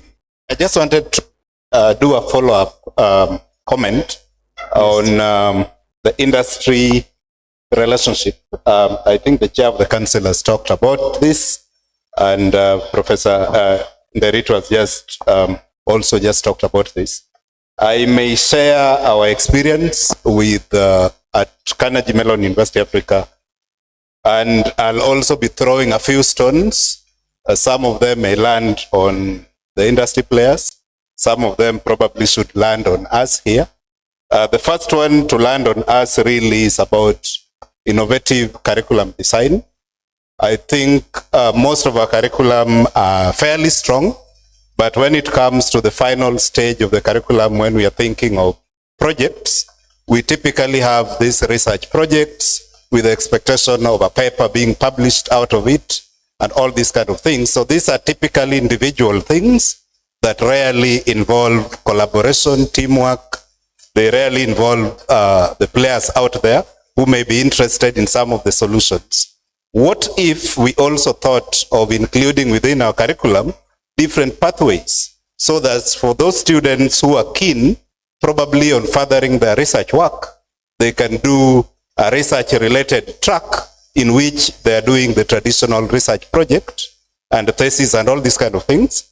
And those students who are probably interested in being practitioners in their areas, they'll still learn how to write technical reports and all these kind of things, but with the industry advisor and the academic advisor, as has been mentioned, for instance, but that was within the context of the traditional project. So in some of our master's programs, what we do is we have practicum projects for Master of Science in IT. We have capstone projects for Master of Science in Engineering, Artificial Intelligence. What we do is we receive projects from industry. They give us proposals. We review those proposals and we shortlist the ones that we think will enable the students to learn and also contribute, and that are also viable and that address some of the priorities of these organizations. And then we let students then choose the projects. So even after shortlisting, the students do not end up doing all the projects that we had shortlisted. Now, but there's a problem with that. And this is where I'm now throwing the stone at industry. There's some kind of pessimism that you observe, especially among our local organizations. So the multinationals typically are probably used to some of these things from the countries, the mother countries where they come from. But at times, it is very difficult to convince some of the local players that it is actually possible to collaborate and have students working on some of the projects that they're proposing. And that, of course, also boils down to IP and how we handle that. So like in our case, the students have the right to the intellectual property produced from the practicum. But the company that proposed the project is then given a perpetual license that they can use and exploit this product and modify it if they want to, and all these kind of things. So it is a kind of win-win situation, because we say our students pay tuition and therefore they have the right to what they're producing, while at the same time we are saying you're giving us the project and you have the right to actually exploit it.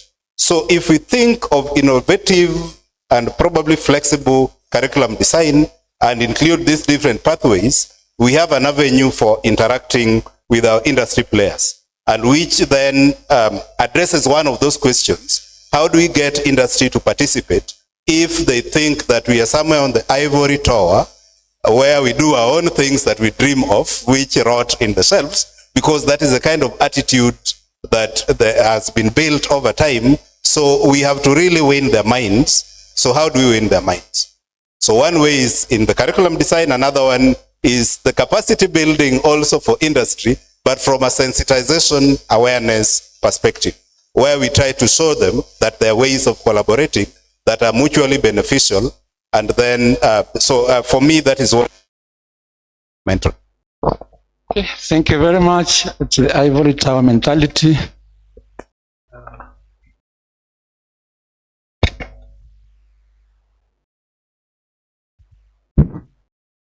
If university is working with a specific company, of course there will be a contract which will,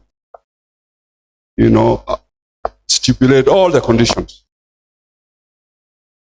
But also, we have to know that we are public sector. We are funded by government. Yeah? So, that reduces our effort to that for public good. So if your technology has been taken, onboarded by company X, and this company is producing X volumes, and they take some other 10 people to work there, that's really the contribution that you are making to your country. Yeah, wherever that university is located. If you are another private company, then intellectual property becomes an issue. But if you are a public entity, really, you should be working for good,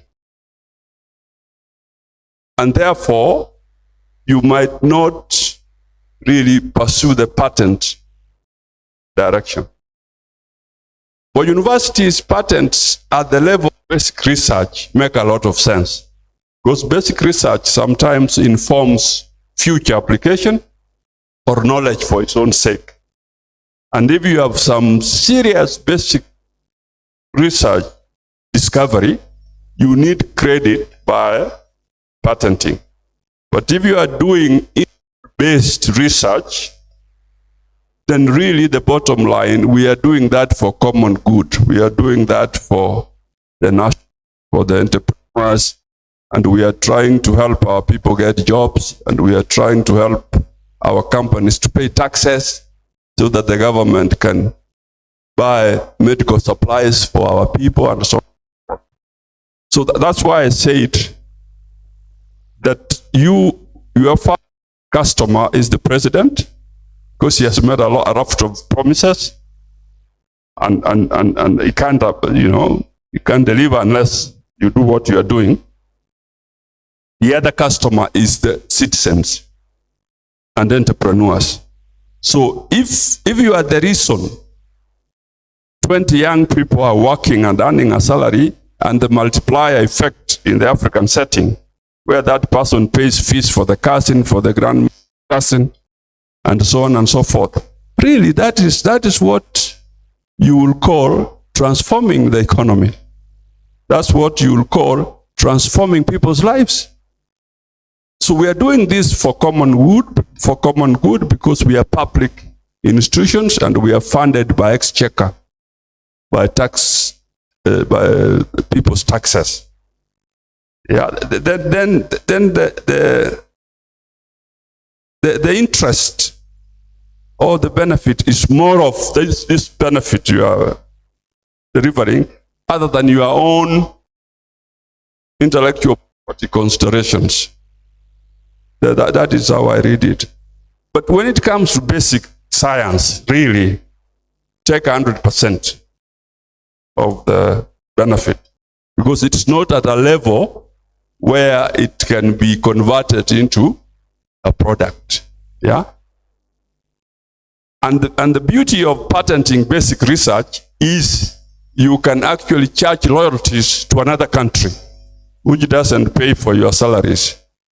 You can also charge loyalties to a multinational company, and there are a lot of loyalties, because there are technologies that companies like the one I worked for can pay for, because you hold the intellectual property. But if you are doing it for your citizens, for your entrepreneurs, then that is really why universities are there, to develop knowledge and products for the benefit of people. That's how I see it. Thank you, Chair, and thank you, everyone. We've come to the end of this session. I want to invite you for a cup of tea or coffee, as usual, outside this hall. We will meet after 15 minutes. I think 15 minutes should be sufficient for the tea break. It's not? Okay. Thank you very much.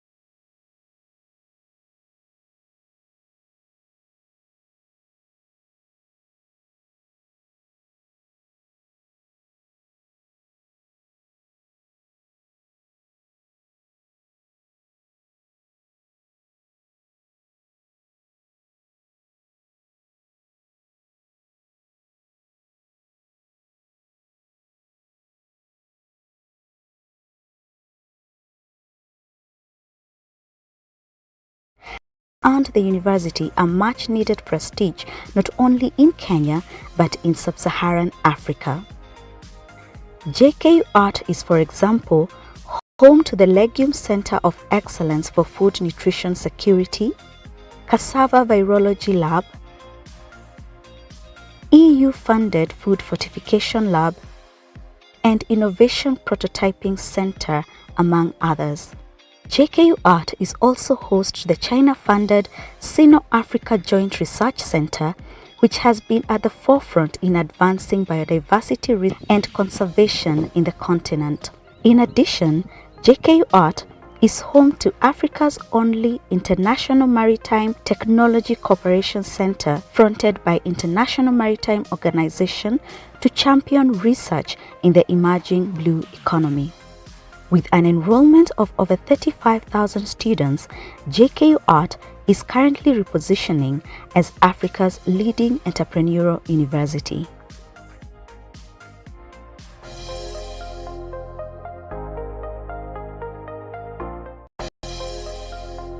Jomo Kenyatta University of Agriculture and Technology is guided by a clear vision as a university of global excellence in training, research, innovation, and entrepreneurship for development. The university has a diversity of academic programs, research and innovation enterprise. JKUAT has 5 colleges offering over 400 academic programs. The colleges are Engineering and Technology,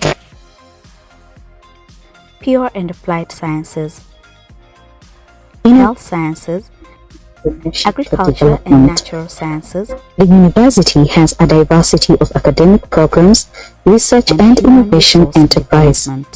JKUAT has 5 colleges offering over 400 academic programs. Fostering a culture of research and innovation. The colleges are Engineering and Technology, the university's modern teaching Pure and research Applied Sciences, as well as a blend of Health local Sciences, and internationally Agriculture and Natural Sciences. The university has a diversity of academic programs, research and innovation enterprise. JKUAT has 5 colleges offering over 400 academic programs, fostering a culture of research and innovation. The colleges are Engineering and Technology, the university's modern teaching Pure and Applied Sciences, as well as a blend of health sciences and international agriculture and natural sciences. The university has a diversity of academic programs, research and innovation enterprise. JKUAT has 5 colleges offering over 400 academic programs, fostering a culture of research and innovation. Colleges are Engineering and Technology, the university's modern teaching Pure and Applied Sciences, as well as a blend of health sciences and international agriculture and natural sciences. The university has a diversity of academic programs, research and innovation enterprise. JKUAT has 5 colleges offering over 400 academic programs, fostering a culture of research and innovation. Colleges are Engineering and Technology, the university's modern teaching Pure and Applied Sciences, as well as a blend of health sciences and international agriculture and natural sciences. The university has a diversity of academic programs,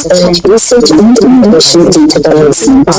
JKUAT has 5 colleges offering over 400 academic programs, fostering a culture of research and innovation. Colleges are Engineering and Technology, the university's modern teaching Pure and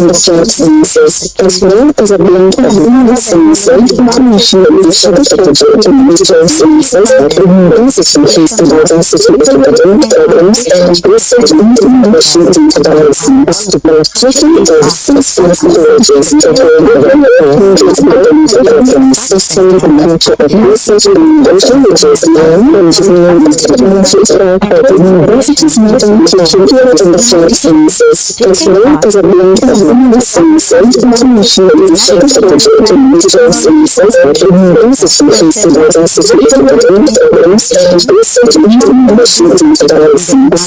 JKUAT has 5 colleges offering over 400 academic programs, fostering a culture of research and innovation. Colleges are Engineering and Technology, the university's modern teaching Pure and Applied Sciences, as well as a blend of health sciences and international agriculture and natural sciences. The university has a diversity of academic programs, research and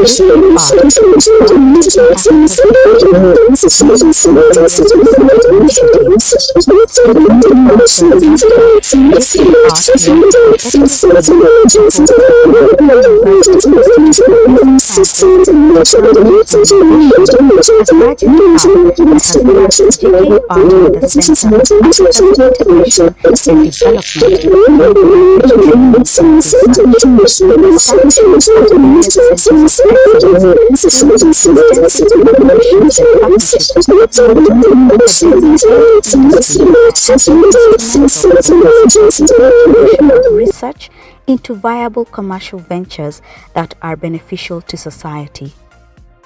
Due to this, more top-notch research enterprises at JKUAT have earned the university a much-needed prestige not only in Kenya but in sub-Saharan Africa. JKUAT is, for example, home to the Legume Center of Excellence for Food Nutrition Security, Cassava Virology Lab, EU-funded Food Fortification Lab, and Innovation Prototyping Center, among others. JKUAT is also host to the China-funded Sino-Africa Joint Research Center, which has been at the forefront in advancing biodiversity research and conservation in the continent. In addition, JKUAT is home to Africa's only International Maritime Technology Cooperation Center, fronted by International Maritime Organization to champion research in the emerging blue economy. With an enrollment of over 35,000 students, JKUAT is currently repositioning as Africa's leading entrepreneurial university.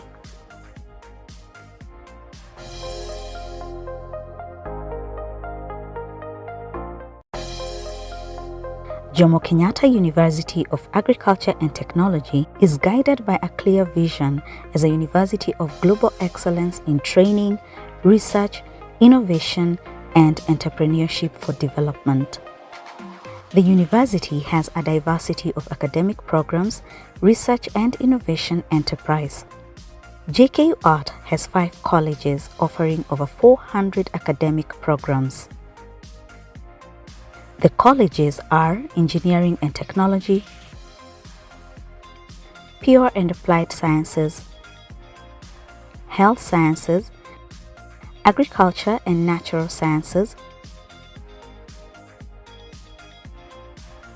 and Human Resource Development. Since its inception, JKUAT has been at the forefront in fostering a culture of research and innovation among faculty and students. The university's modern teaching and research infrastructure, as well as a blend of local and internationally sourced innovative students and qualified faculty, gives JKUAT an edge in facilitating the attainment of Africa's development aspirations. Besides, JKUAT is proactive in Africa's development mainly through various research initiatives. In 2012, for example, JKUAT won a competitive bid to host the Pan-African University Institute for Basic Sciences, Technology and Innovation, a graduate hub that has thrust JKUAT at the center of Africa's integration and development through graduate training and research. The establishment of various centers of excellence through its extensive collaborations and partnerships with government, academia, and industry has been instrumental in supporting incubation of research into viable commercial ventures that are beneficial to society. Due to this, more top-notch research enterprises at JKUAT have earned the university a much-needed prestige not only in Kenya but in sub-Saharan Africa. JKUAT is, for example, home to the Legume Center of Excellence for Food Nutrition Security, Cassava Virology Lab, EU-funded Food Fortification Lab, and Innovation Prototyping Center, among others. JKUAT is also host to the China-funded Sino-Africa Joint Research Center, which has been at the forefront in advancing biodiversity research and conservation in the continent. In addition, JKUAT is home to Africa's only International Maritime Technology Cooperation Center, fronted by International Maritime Organization to champion research in the emerging blue economy. With an enrollment of over 35,000 students, JKUAT is currently repositioning as Africa's leading entrepreneurial university.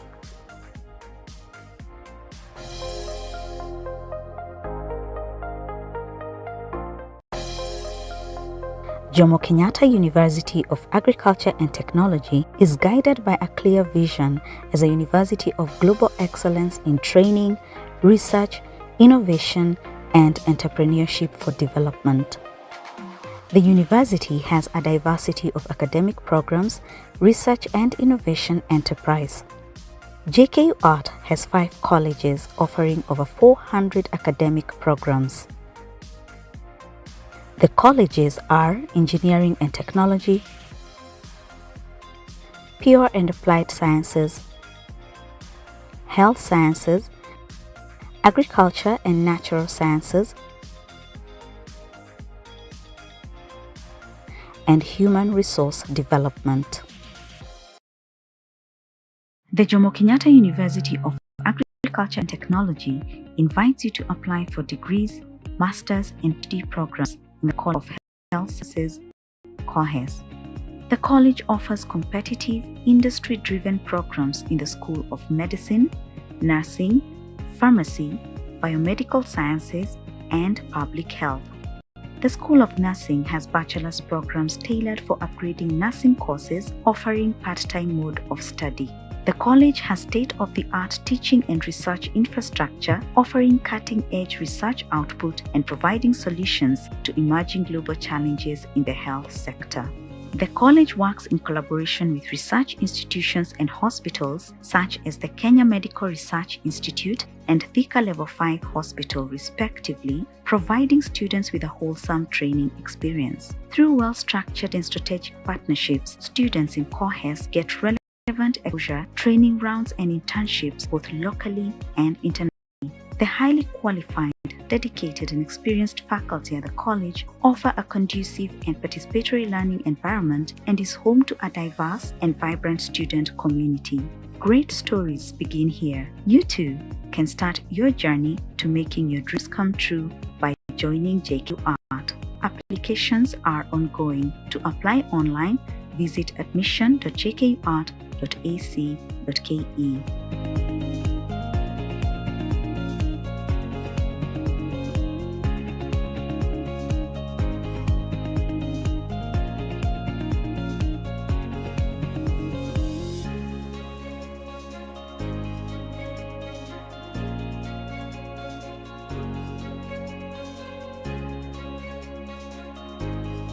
JKUAT, setting trends in higher education research, innovation, and entrepreneurship.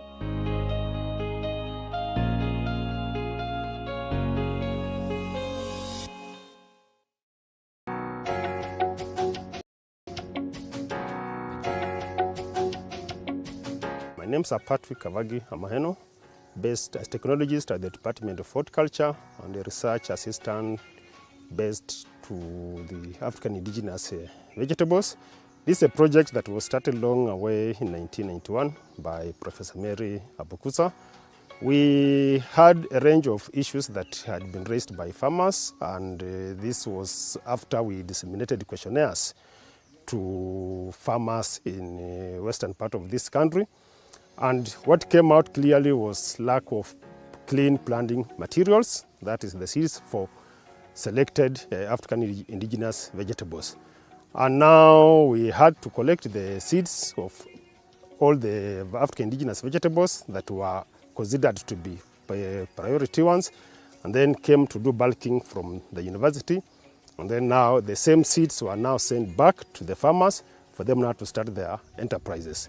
This has come up clearly because now the most farmers, through the community-based organizations and aggregation of farmers, have adapted now the commercial aspect of African indigenous vegetables, more so after embracing the innovation of how to dry the vegetables during that time where the production is high. My name's Alfred Masaba Wanzala. I'm a research assistant in Africa Indigenous Vegetable. The project is all about ensuring that it provides quality seeds to farmers and also trains farmers at a different level to ensure that they produce quality indigenous vegetables. We do the training starting at the primary school level up to all the farmers or the farmers at the field. At the primary level, we engage pupils in 4K clubs to ensure that they know quality farming. At the lower level, we provide them with the quality seeds and also planting leaflets to guide them through the farming. At the farm level, we train farmers also on the spacing and management of indigenous vegetables at the farm, and we also provide the seeds to them. At the university level, when we are doing research, we engage university students both at undergraduate and postgraduate level in different research, and also provide them with planting materials, and we guide them throughout up to the harvesting and post-harvesting management. The project has managed to train over 10,000 farmers countrywide in different counties, and we keep contact with them to ensure that all their needs is well catered for when it comes to production and management of indigenous vegetables.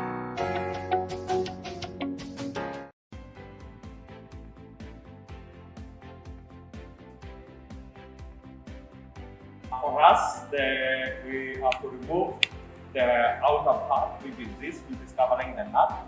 Of interest for us is what is contained inside, which is the coconut water and the coconut meat. Of interest in this particular case, the coconut meat is what one of my students is looking at in terms of its application in coconut-based products. In terms of oil, we extract from the meat, which is also after flaking this. This is comminuted to create increased surface area, and then using this unit here, we are able to extract. So we reflux, and then by running organic solvent, Xen and other organic solvent, we are able to extract oil. Once you extract the oil, we remove the organic solvent, and then the oil is now taken to further processing, where we process the fatty acid. We have an equipment which has been bought with support of the research chair, which helps us to remove most of the organic solvent. This equipment is called a rotary evaporator, which is this. And this unit, what you do here, you fix your solvent inside like this, and then you rotate. You come here and extract through a rotational system, where through this distillation unit and vacuum, then the solvent comes here and the oil remains here. And this is what we get to the last step of analysis. I managed to do two flavors. The first flavor was pure coconut without any addition. The second flavor was strawberry. And from my sensor analysis, where I used the various students to test the product, the one which did have any additional flavor, that's the pure coconut, had the highest preference.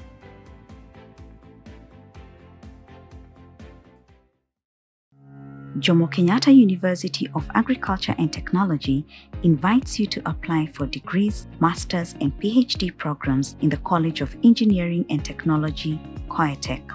JKUAT has 5 schools offering programs in the School of Mechanical, Manufacturing and Material Engineering, Electrical, Electronic and Information Engineering, Civil, Environmental and Geospatial Engineering, Biosystem and Environmental Engineering, as well as the School of Architecture and Building Sciences. The highly qualified, dedicated and experienced faculty at the college offer a conducive and participatory learning environment and is home to a diverse and vibrant student community. Over the years, the college has continued to produce competent, high quality, and innovative graduates who have made significant contributions to various sectors of our economy. With state-of-the-art teaching and research infrastructure, coupled with a strong culture of innovation, the college stands at the forefront, facilitating the realization of Africa's development aspirations. Great stories begin here.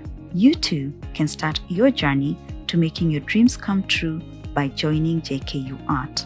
Applications are ongoing.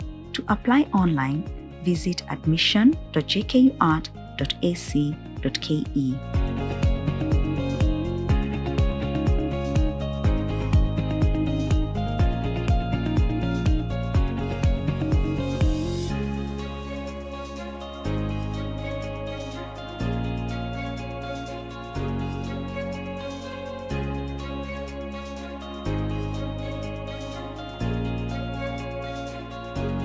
JKUAT, setting trends in higher education, research, innovation, and entrepreneurship.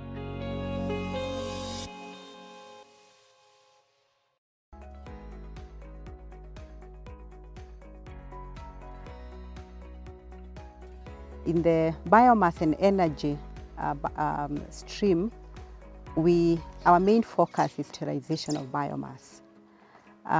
Coconut biomass mainly includes or entails the coconut husk, the products that come from the coconut husk, and that's mainly fiber and the cocoa pit. For the fiber, we are looking at development of cellulose-based superabsorbent products. We have a master student, Joyline, now working on or developing. She actually developing products that are super absorbent for application in many fields, but at the moment the focus is in agriculture. We are collaborating with a local producer in Kwale called Cocoa Grow Company. We are still refining on the technologies of especially removing excess oil. On my research, I am working on the development of cellulose-based hydrogel products from coconut fiber. The fiber is rich in cellulose, which we can use for development of these hydrogels.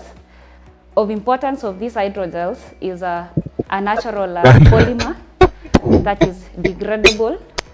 On product development of my research, I've developed a number of products. On the final product, that is the first product is the cellulose. The next product is the hydrogel, that is where we are focusing on. And this hydrogel can be used in agriculture as for water conservation. And another use is on diapers. As we know, like sanitary towels, the material that is there is basically hydrogels, but whatever is there is synthetic. And on synthetic material, they are not degradable. That's why we are focusing on the biodegradable material for this use.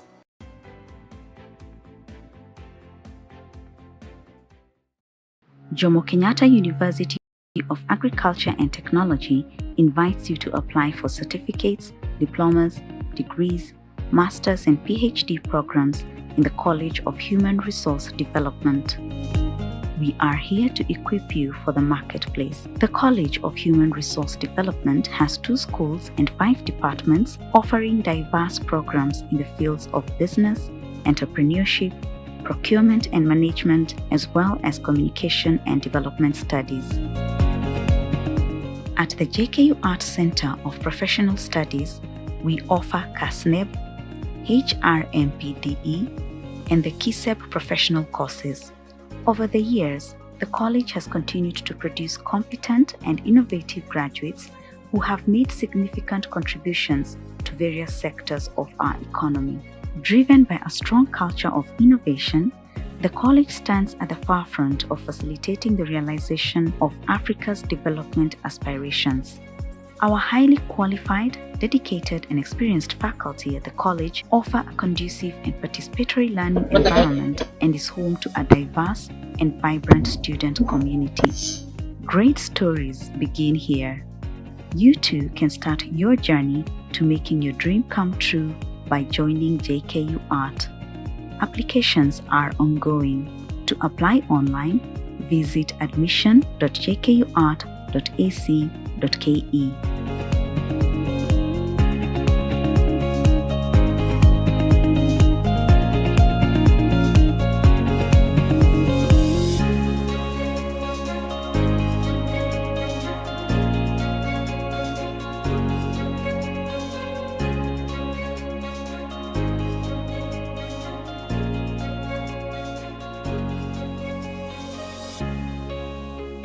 JKUAT, setting trends in higher education research, innovation, and entrepreneurship.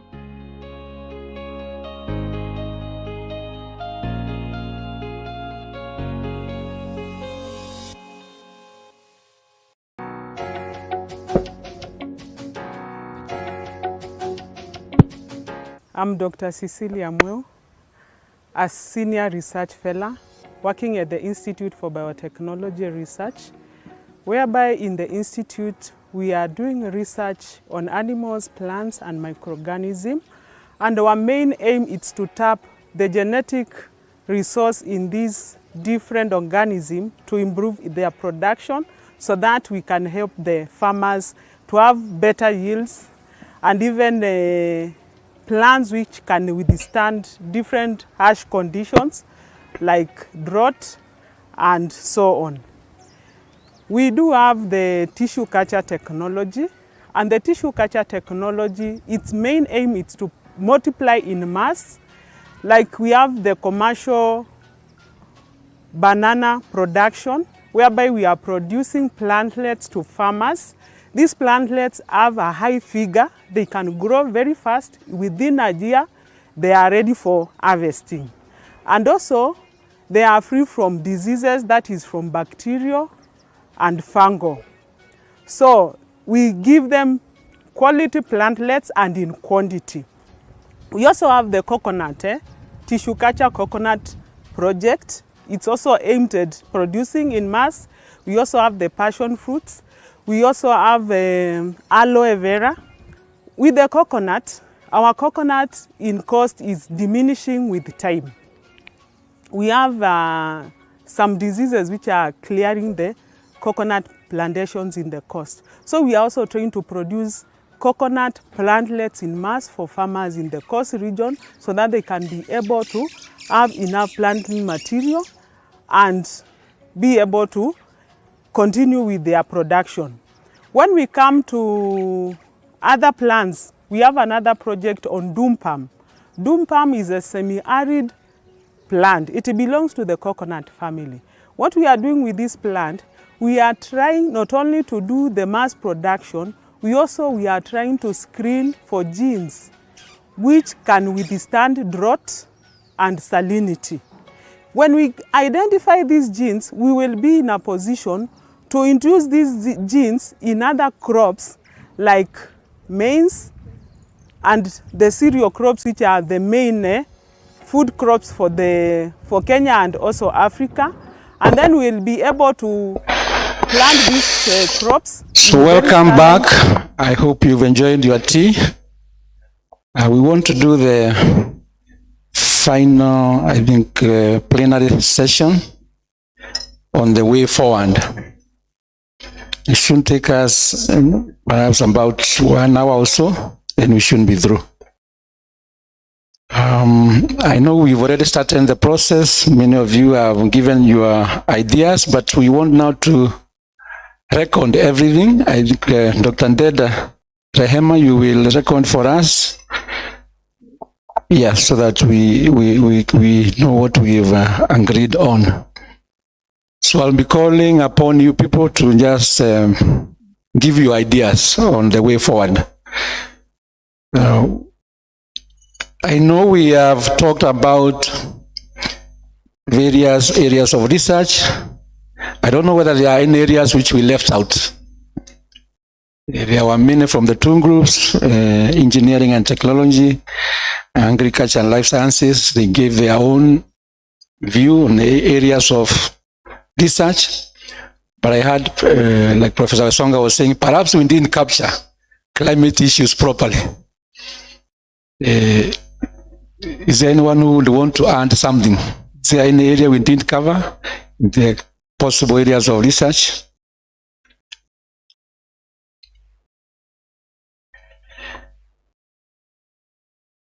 Okay, perhaps you will, perhaps you will remember as we go on. But I know there was also the issue of the approaches to commercialization. If you want to commercialize our research, what should we do? And we've received a lot of advice.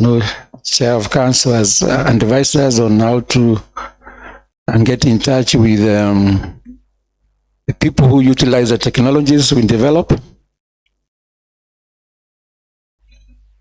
But there couldn't be another way. Let me give you my own experience. Sometimes just writing letters or working at an institutional level where you hope the CEOs will communicate, sometimes it doesn't work.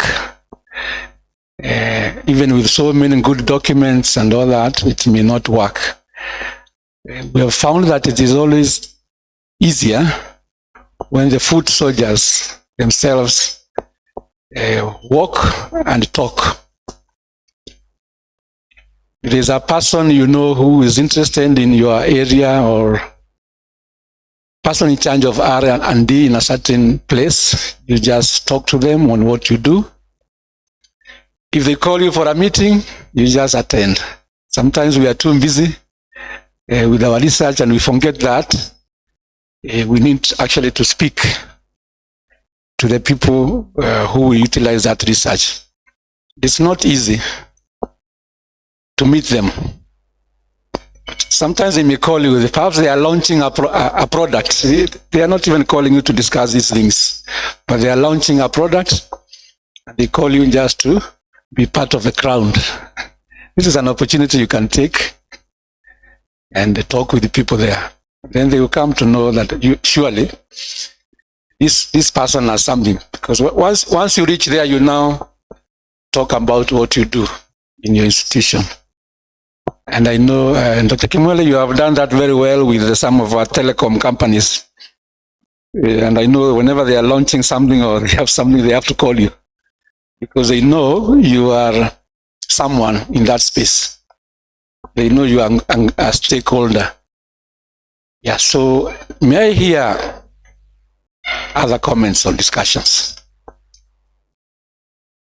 Any comment, anything you want to add, members? This is your time. Just to talk. Even if you say what has been said again, there is no there is no punishment for that. Okay, Professor, yeah? Yeah, I thought you are appealing to us to say something, so I can say something. Maybe it is repeating. But what I wanted to say is, I think sometimes we've tried to work with the industry myself before, and it is not a walk in the park. It is very difficult. I think these guys speak a different language from ours. We were trying to work together. I know one of the MSc student I supervised, we actually did a project together with industry. But by the time we were done, I was not sure. I thought there is more bureaucracy in the public sector, then I thought it is more in the private. So it's a very complicated thing. For me, maybe what would be interesting is if we could think of how do we build capacity or some structures that can assist, because I think as a scientist, working in the lab or whatever other place. It's very difficult to be juggling around all these things. I think maybe if we could have mechanisms, some supporting structures that can help maybe in facilitating some of these things would be very helpful. Rather than, sometimes, I think the expectation is that we try to do all these things. But I think it is difficult because one, I think we are wired differently. Some of us can only work in seclusion. We work very well. And we may be not very good with people management and things like that. But I think if we can have structures and we have people who are very willing to talk to everybody else, maybe that can be very helpful. And then they can form maybe the linkage between the industry who speak a different language and then ourselves who speak another language. It is possible that you can find a few people that can juggle around everything, but I think most of us are not like that. So for me, this is my thinking. Okay. Yeah. How can that a solution? But let's hear from, yeah. Then we'll come to you. Okay, thank you so much. I think what I wanted to share, sometimes maybe it's also how the industries are organized. There are other industries that are well organized. And my experience is some of the industries, they don't want to invest, especially in research.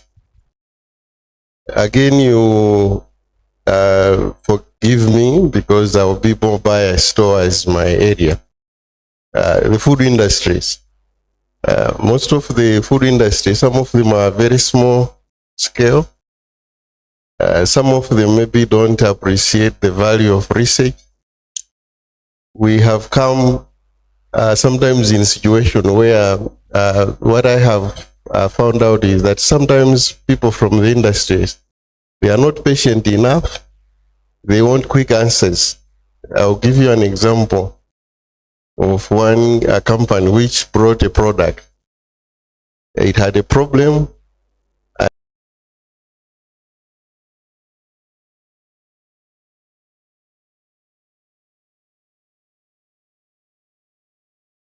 Agree with me that some of us who have studied in the West, most of them, they invest a lot. The university where I was, I remember we had the research projects from the food industries. They were working in agreement with the academia, even the numbers of graduates. There was a time that the whole class, they were just waiting for them to graduate so that they absorb. So that's a very, very big problem with most players in the industry, that they don't want to invest, but they want to reap out from the academia. Yes, I agree with Prof. what he said. Yes, we have different wavelength of thinking, the way they think and the way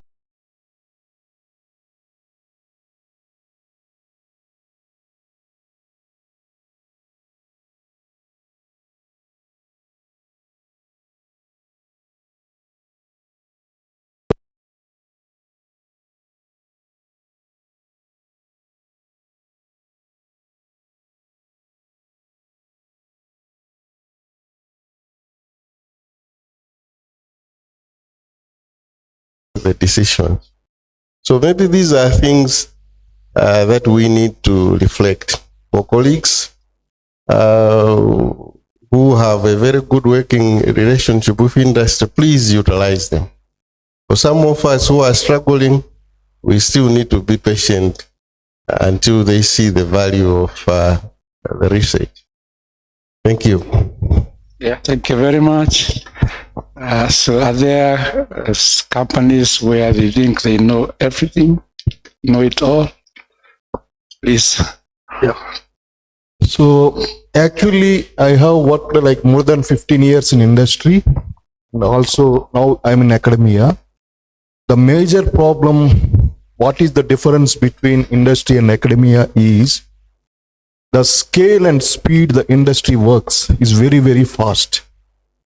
If there is a need, people can stay for 24 hours and they will finish the task in industry. And the academia is totally different, because here there is no hurry. You can wait for 1 week or 2 weeks. There is no hurry in academia, because your salary is not going to stop. You work very relaxedly in academia, but in industry it is not like that. Because if some problem is there, the total line will stop, and the productivity loss for the industry is very, very significant, and they want a solution within a fraction of 1 hour or 2 hours, because that is going to affect their business. So that is the main challenge. When we go to industry, their language is different and academicians' language is different. But we can identify problems where they need a long-term solutions. Like industry may need a solution to a problem which is long-term. Then they may listen to you.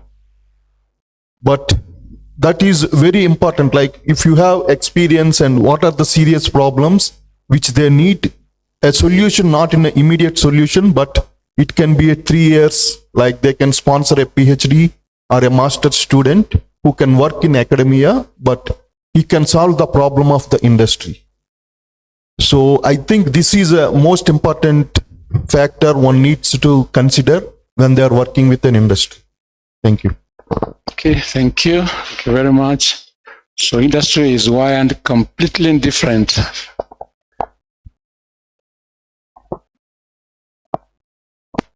So thank you so much for having this opportunity.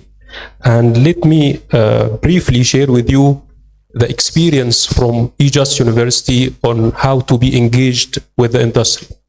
And I will start to answer the concern of my colleague, the speed and the scale problem. And actually, I agree with you on this challenge.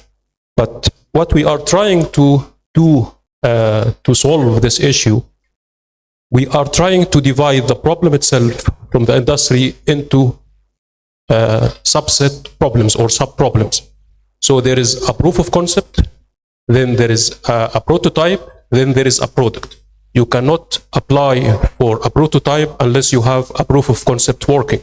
You cannot have the product itself unless you have the prototype is working. So here we have different scales, and when you apply and you have your own industrial partner, you have what is the scale, what is the end goal. And because the issue is, you think that within maybe 2 years with your master student, you will have a huge product or a great product. But actually, you will not end with the goal. So that's why it's better to divide the end goal into sub-goals. Let me also put a list for what we have done and what we are trying to do in EJUST to be engaged with the industry more. We have a Center for Technology Transfer. This is a consultation center. Companies, small companies are coming to us and are seeking advice, seeking research and development on their own problems. And to be honest, we found that some of the problems are very naive from our point of view. It could be solved as a graduation project even. And we found also in EJUST, since we are located in Burj Al Arab, and Burj Al Arab is an industrial city, we have more than 1,000 industry around us. It is a kind of a shame that we are not engaging with industries locating in this city. So I think this center helped a lot the university and the industry to be engaged. Maybe on the other point, we have graduation projects for bachelor degree. Also, we ask students in their summer vacation to seek advice from industry and to have their own maybe thought, maybe guidance, what the problems they have, because the students sometimes they have dreams, they will build a rocket within days, but the industry partner are putting them landed and making them do something real and practical. And also to be in line with Professor James, who gave a sincere advice on the first day to engage industry from the early beginning, we started to put a kind of encouraging in the supervision committee itself for a master student to have a partner from industry. So we have an academic supervision from main supervisor, co-supervisor, and we also have a Japanese advisor in the committee, and we also have an industrial advisor to shape the problem and to be aligned with the protocol. Maybe one of the last thing is to invite industries and industrial representatives into our workshops. Like this workshop, we could later on, if we will repeat this again, we could invite industrial partners from Kenya, maybe from Egypt and so on. They will look and find, okay, we could have solutions, and our solutions are very promising for them. Also, we could have found that industry themselves, they have a challenge, and this challenge could be research points in our institute and so on. This is my way of conveying the experience of eJust. Some of them we done, and some of them we are working on. So thank you so much. Thank you, thank you. So we need an industry supervisor. Yes, Chair, please give it to the Chair of Council.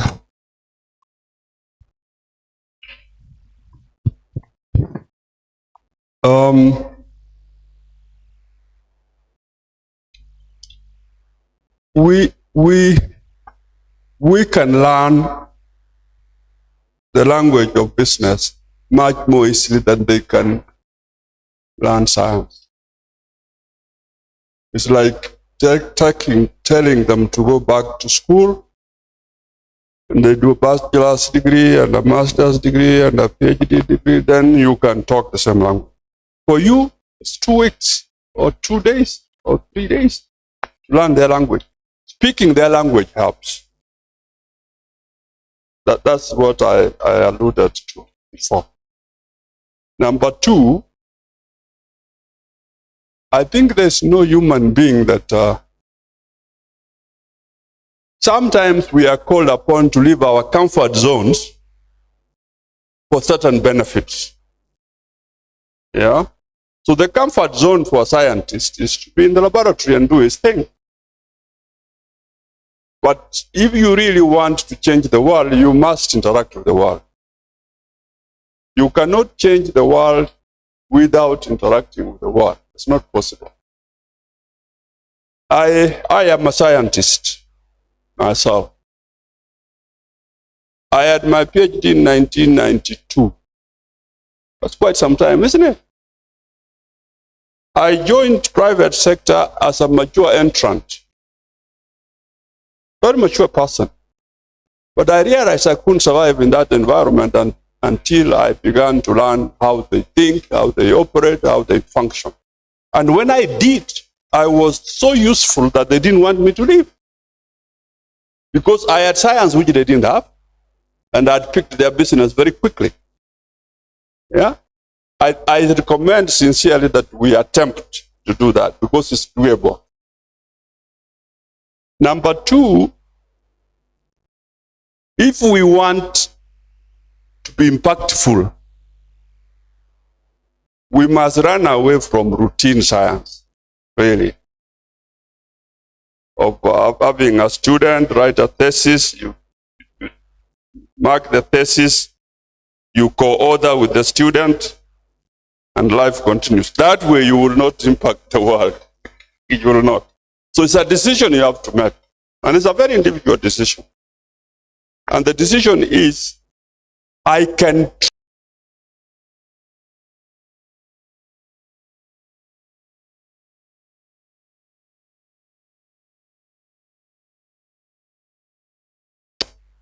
have to give back. I don't know how many of you are Christians. The 10 commandments, right? 4 of those commandments are about you and God.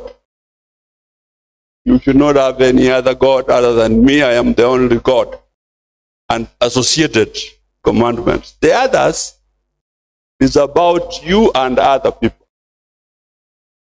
So really, even as a Christian, you will be trying to comply with your spirituality if you went out of your comfort zone for the benefit of other people. Because these people don't have the capacity that you have, but they will never have. So they are depending on you to make a living. If they are small enterprises without R&D, they are depending on you. If they are big companies with the R&D and that R&D is not robust enough, they will still come to you, but they will pay you very well. They are paying you very well because they trust you. People don't trust you until you say, this is me, this is what I'm capable of, this is what I can do. And you cannot do that without communicating with the other people. Yeah? So, I am begging you to run your normal university staff, but also step out a little and impact other people positively. Impact your country positively. Contribute to the agricultural transformation or industrial transformation of your country as well. Because the output then from you is much bigger. Yeah. And it is this thing of, I am comfortable, I'm happy, you can go to hell. That's not very good. I think it's good to say, I have this capability, I can use it on myself, but I have something to spare for you as well. So, Professor, are you getting my argument? Yeah? You do that and still it doesn't work? You said they are very difficult and so on and so forth. Good things are not smooth. If you really, really want to, if I want to change Jomo Kenyatta in 3 months, 3 years,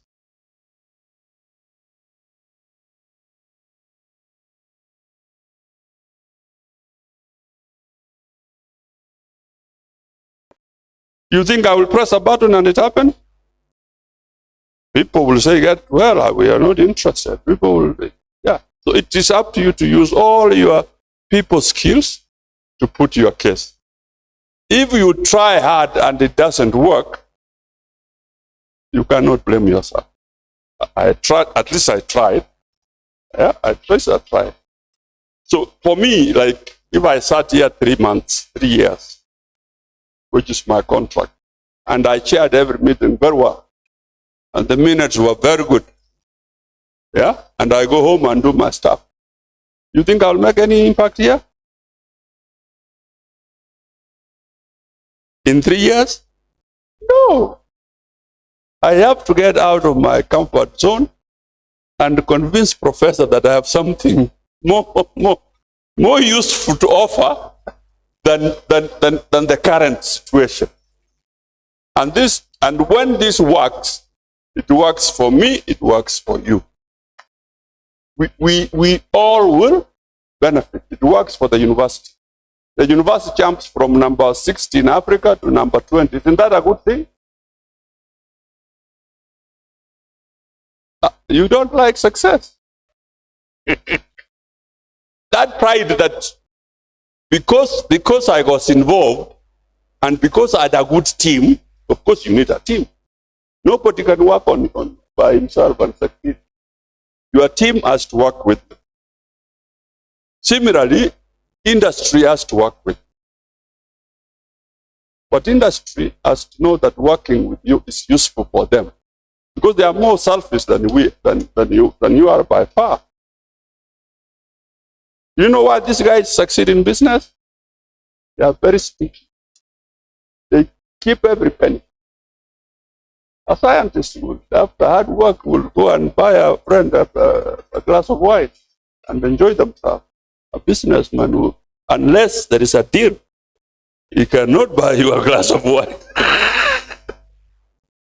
So because we can understand them and because we are better placed than they are by far, we are the ones to reach out. Yeah? So long as we make a difference. Is it going to be a walk on the park? Of course not. It cannot be. Not with those kind of fellows who are really money flicks. It can't be a walk in the park. But you will walk out of this environment tall because you met some very hungry people heckling. That is something good.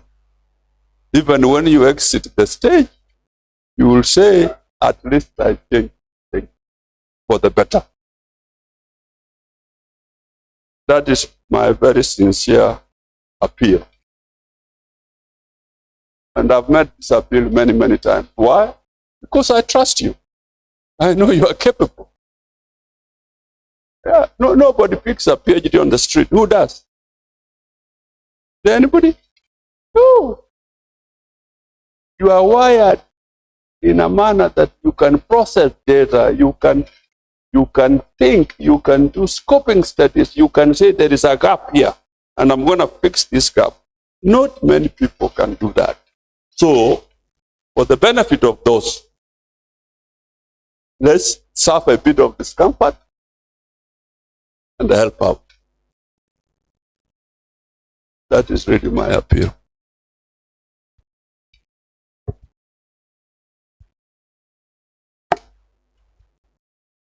Dr. Murungi, yes, welcome.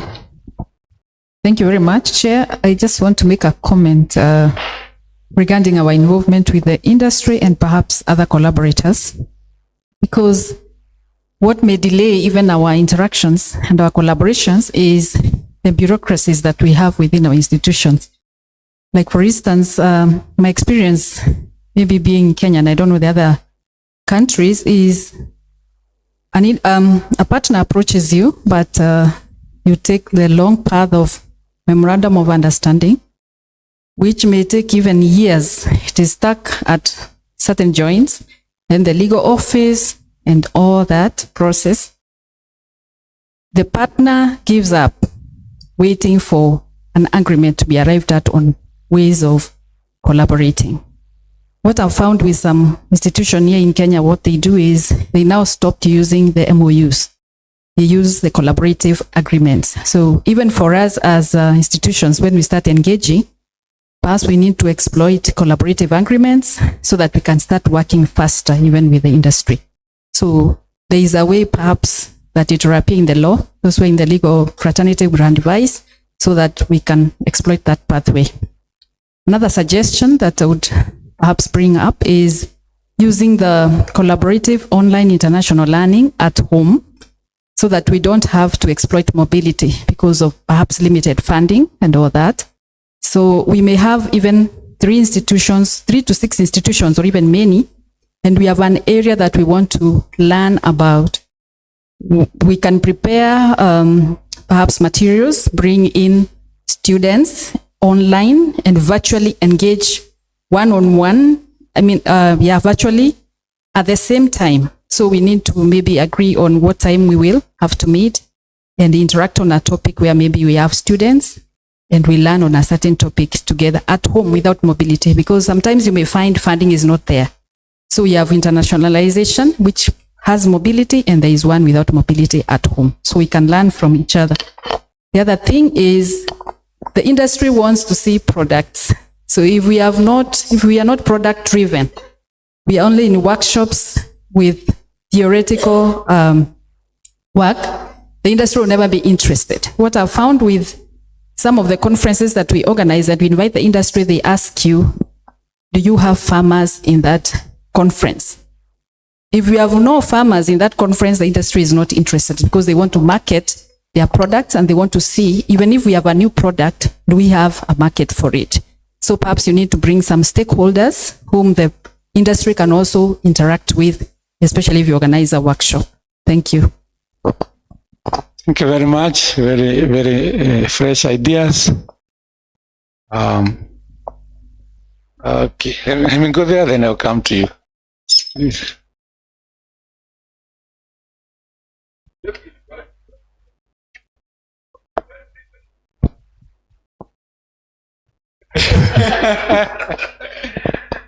I know, and I'm sure you also know, Chair, that we have a regulatory framework. You can't do this document unless this one has seen it. You can't do this unless this one has seen it. unfortunately. Yeah. Thank you. Yes, thank you very much, Chair. I've just stood up to acknowledge and appreciate the Chairman of Council's contributions.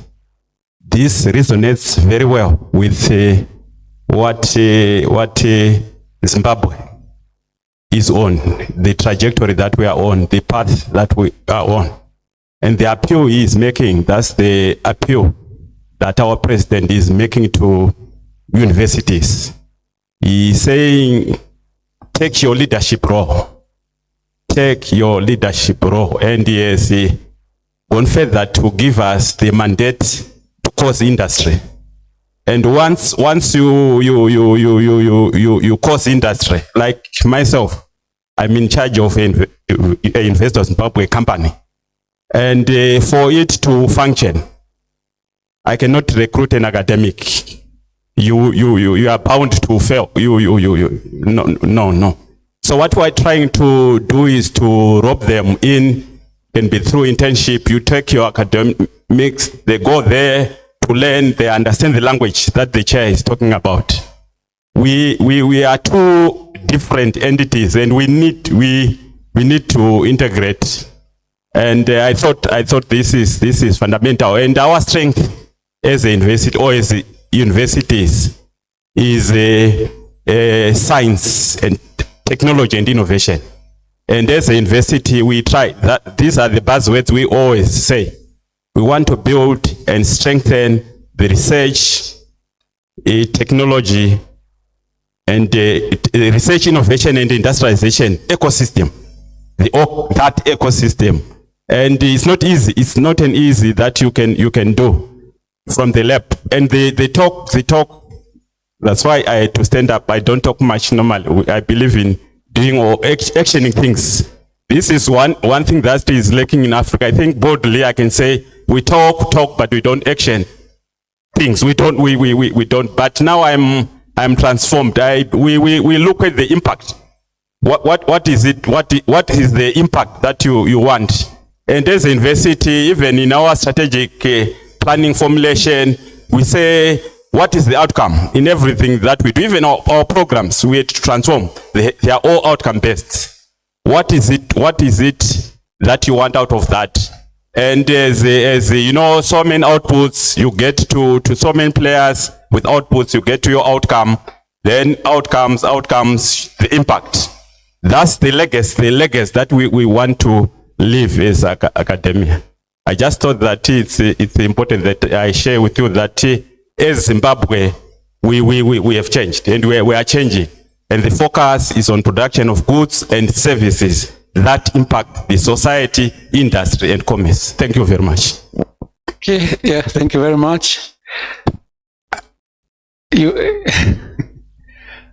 I know the University of Zimbabwe actually commercialized their products or ideas, even without taking it to other industry. You yourself say, if you don't want it, we'll use it. Thank you. No, mine is a very short, and you testify. It's a very short one, directed to my sister here. She talked of collaborative partnership, but we have been having challenges working with industry. They will tell you before we start talking, they will talk about MOUs. How are you doing it? Please. MOUs. You want to answer? And I know we moved a bit from MOU. Chair of Council has mentioned the issue of bureaucracies. Actually, they are here, but they are mainly a result of the regulatory framework. Sometimes you have to find a way of working within the framework, but maybe moving some steps faster. Like, for example, where we realize the MOU has to be seen at the Attorney General's office. We have to send a person to move with the MOU from this office to the next office, just to make sure it's quicker. Because if you just write and let it go, you will wait for the years he mentioned. And sometimes we look for other avenues. Like, for example, instead of doing the MOU, we'll do the MOA, the agreement, which might be faster. We can do it as just a business agreement. Yeah, thank you. Unless you want to add something, Dean? Okay. Any other comment on that? Okay. I don't know. You know, SIR, we research and industry. So we went through transformation protocol where over the last 50 years, they looked at what has been the IPs, your tech demos, your startups of these prototypes that we've been having. Now, for the last 10 years, we have been revitalizing the organization. Our motto now is commercialization. So whenever you go and speak to council or executive, if you don't use the word industry partner commercialization, it won't fly. So the industries that we speak of, usually you will have a lot of this work now, let's say applied research.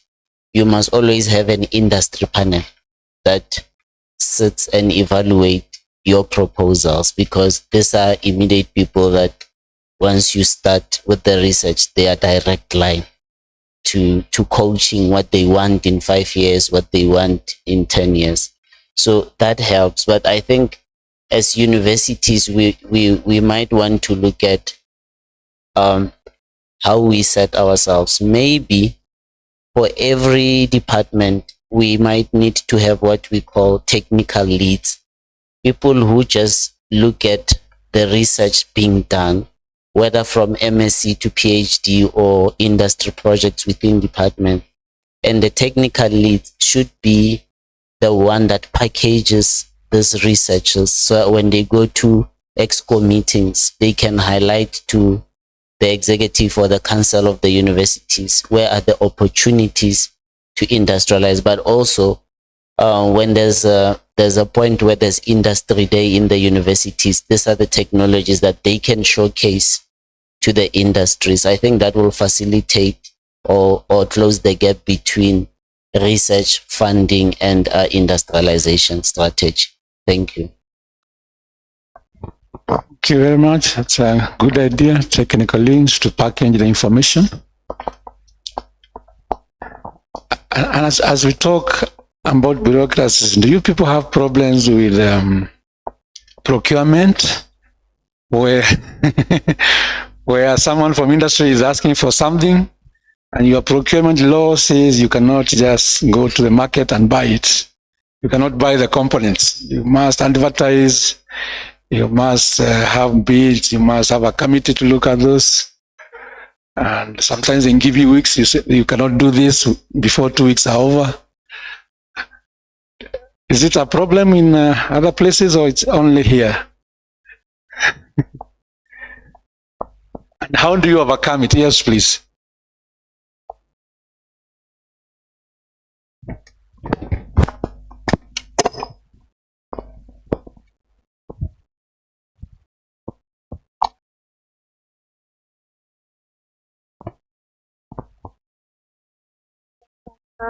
Thank you. There are some procurement items, for example, equipment that has taken over 2 years and have not been bought.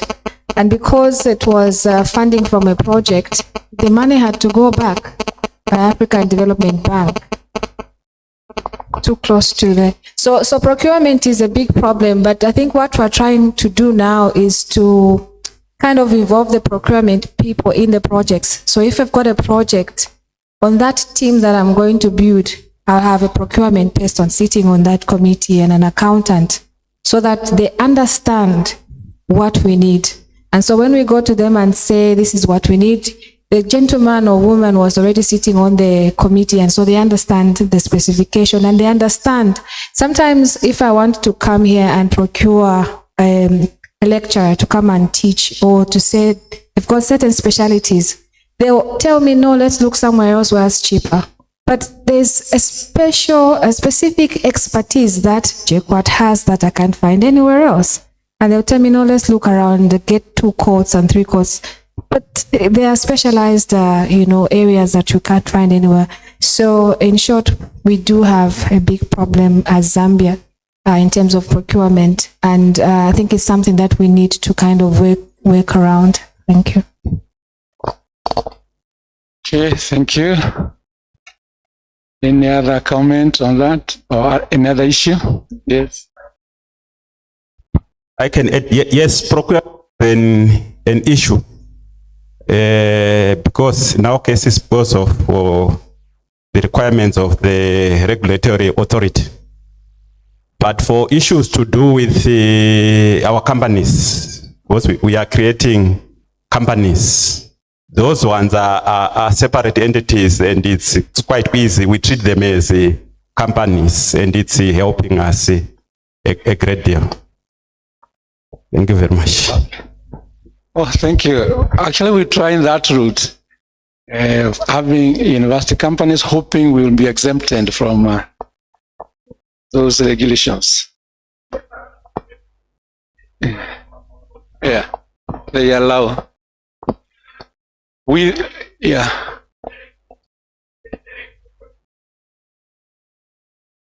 Okay. In our case, we thought it would work until auditors said, you people are breaking the law. If you are a public institution and you incorporate a company, the company also becomes a public company. So it must also follow. It doesn't become private company. You say it is still a public company and should follow the procurement laws of the country, public procurement. Anyway, I'm happy at least in your case you recognize companies formed by universities to be like private companies. Thank you.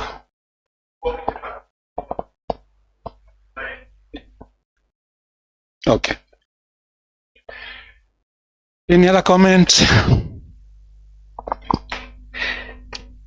There was the issue of mobility, and I know someone was suggesting maybe a fund from the African Union. I had Dr. Murungi talk of online collaboration. What do members think? What do you think of this mobility? Because if you have to interact and to keep interacting, you need some kind of facilitation.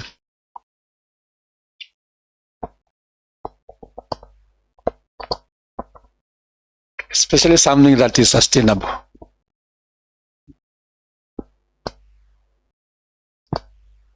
We just stick to online collaboration. Yes. Juba.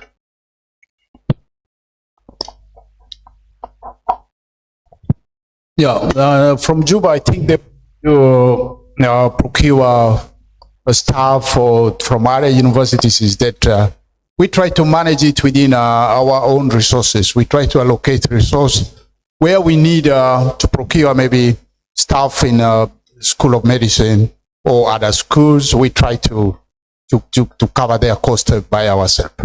So that is how we manage it. Okay, so universities need to set aside a fund for that purpose. I think that's what he's saying. They do at the University of Juba. Yes, please. Thank you. Maybe a little experience that we had when we had a mobility project, particularly for staff members. We had resources to support staff to move amongst universities, but the response was very poor.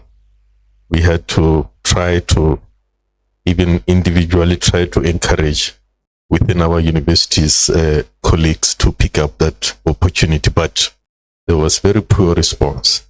And I think there are various reasons to it. One of the reasons is that the universities themselves are not very supportive, so they are not eager to allow the staff members to go elsewhere and then take away their load where they are working. So it becomes a bit difficult. Secondly, I think there are also some complications about us as Africans maybe not being used to moving around a lot. So colleagues, even if it doesn't cost them a lot, they find it very inconvenient to go and spend some time in another country. I think there are several issues there, but we, as universities, maybe we can try to be more facilitative and encourage our staff to move amongst our universities to have these exchanges. We even had cases where we offered staff members scholarships to come and study in another partner university. And then we found out that these students were never relieved of their teaching responsibilities. So they come and spend a little bit time, run away to go and try to teach some of their courses, come back. So if you are a PhD student trying to do that, it becomes very difficult. But that's because the institution has said, well, you are employed to be a lecturer. If you want to go and study, you can resign or something like that, and they can't do it. So I think it's something that universities must try to be open-minded to, not just open-minded, but be very purposeful in encouraging it. Thank you. Thank you very much. I think we will share some of these recommendations to our university management. Various universities. Yes? Yeah, I think let me also share experience from my university. The management overall is very supportive and encouraging mobility of staff, especially in the spirit of acquiring hands-on, actually, because most of our staff are actually lecturing based on a theoretical component. So I was amazed to see what is happening here, because it seems almost every staff is competent in hands-on, and therefore one of the recommendations I would take back to my chancellor is to even seek opportunity of sending our staff you can accept at our own cost. We would absolutely be willing to actually participate in the mobility. Personally, I was one of the beneficiaries who actually moved over to the Modern Research Institute in Scotland for 1 year. So permission is not a problem. But of recent, the challenge we have experienced, especially with this new emerging generation, early career members of academic staff, they are somewhat reluctant. Even if the university is very supportive, some of the staff are not willing to move.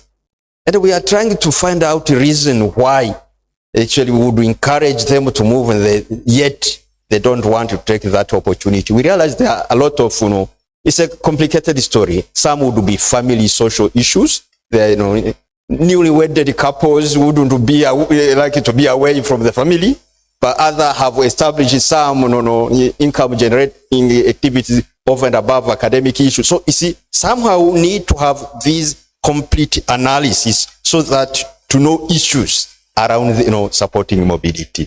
Otherwise, thank you very much. My institution is very willing and is encouraging mobility of staff. Thank you. Thank you very much. So there are many issues around that which you can. Yeah, yes, my university, in fact, it has got a pillar on partnerships, and that partnership has to be strategic. And we've got lots of MOUs, and the frantic efforts are being made to actualize the MOUs. And I think it's a weakness that is with all of us, that we sign MOUs or get MOUs signed, but when it comes to implementation, there is nothing. So with our strategic partners, and I hope JICA will be one of our partners in the near future, we identify critical areas or critical skills areas, let me put it that way. So mobility is not a sake of just moving. No. You need to justify. You need to justify to say from this internship, what is it that is going to come out of that will help the nation. Without that, you don't, yes, donor funds you can, but with invest money, no. And when you come back, we are promoting reporting. You know what normally happens? People go away, they come back quietly, they're in their offices, they're in their labs, no impact. And I thought it's worthwhile sharing with you. Yeah, you have to justify. We need to see the value of that mobility. Thank you very much. Maybe it's because of limited resources. We need to focus. We need to focus. Thank you. Thank you. So the value of that mobility has to be justified. I know we discussed something else very important. Can we speak to this issue? Do your universities have that register or something? Maybe if I go to your website, will I know that these are the people who are doing this kind of research? These are the kind of facilities you have. Is it open? Can I really learn that I can collaborate with so and so? Yes, Juba again. I think you will not get all that information from ours as being a new institution. We are trying to build capacity. We are trying to put things together, but probably we have information, not that comprehensive information. So that is an area where we will need support in and try to. Thank you. Thank you very much, Chair. I would like to look at it in two ways. One, as is here, it would be to have that sort of fast database, so that when I go back home to Uganda and I'm thinking about somebody from Zimbabwe, JKUAT, who I can work with, I can run back to that and know that this is the person who is experienced in that. So I think it would be good to first create that database for ourselves here. When you talk about our universities, yes, some of us, like Makerere, has a website where members of staff have their profiles, but there's a problem. Sometimes they take long to update them. It takes a year or two, and some of the things are not current. So maybe it could be another way of creating another platform at a higher level of this cooperation where people can build that sort of information. Okay, just. So thank you so much. So I agree with the point that we need to have a database among people in this room. And one of the ways is, yes, to go to the website of the university and to look for this professor, but unfortunately it will not be updated with the maybe the research or the team and so on. But another way is, all of us almost, we have Google Scholar profile, and once there is a publication, we jump to update our profile and to put this publication there, maybe ResearchGate and so on. So within the database that we will have after this workshop, I think we can add a column for the academic profile, either a ResearchGate, maybe Google Scholar and so on. I think it is more recently updated within the members. Thank you so much. Okay, thank you. So Google Scholar appears to be more reliable, perhaps, because it updates automatically. Yes. Yeah, thank you very much. Yes, on the database at Buang, we have made a decision that after the ongoing overhaul of the website, the plan is to have some of these research briefs on the internet. So I think people will be able to have an idea of the kind of activities that are going on. So we shall be keeping a good eye and making sure that this is done. That's one way of actually, getting people to collaborate with us. And then taking a little step, if you allow, Chair, to comment on the mobility, that we have also decided to be very intentional about it at Buang. The kind of challenges that people shared, we do have them, where each time a staff member goes, you leave a gap in terms of teaching. And so the university is not prepared to employ anybody to take over the teaching load. However, we have decided that each department that actually would like to release anybody for staff exchange or visitor mobility, then they should actually plan it ahead so that they can take care of that. And we've just had a recent staff member who went to Makerere, Biosystems Engineering. So it's just one recent example where everything has been put in place. And the semester is ongoing, but will be delayed by about 3 weeks into the semester. But the department is taking care of that. So I think that is a positive move. And again, we also have tried to formalize these movements through signing MOUs, as been indicated with UZ. But then these MOUs, sometimes they just gather dust. But what we have decided is every MOU that we sign, we assign a champion within the university. There's somebody who is going to be ensuring that then that MOU is implemented, and he does periodically reports progress on the implementation. So if staff mobility student exchange is part of that, he knows he has to show at some point which student he sent and which student he received, which staff he sent and who he received, and deal with any other issues that can arise, which actually make this particular engagement a problem. So I think it's just one of those that are beginning to yield fruits, because we see that things are actually happening as opposed to what we've been seeing in the past. Thank you.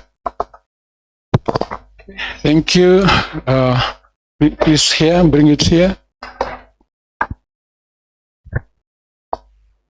So the other problem with respect to infrastructure and facilities, what I observed is most of the equipment, the OEMs, which may be in Europe or Japan, are advanced countries.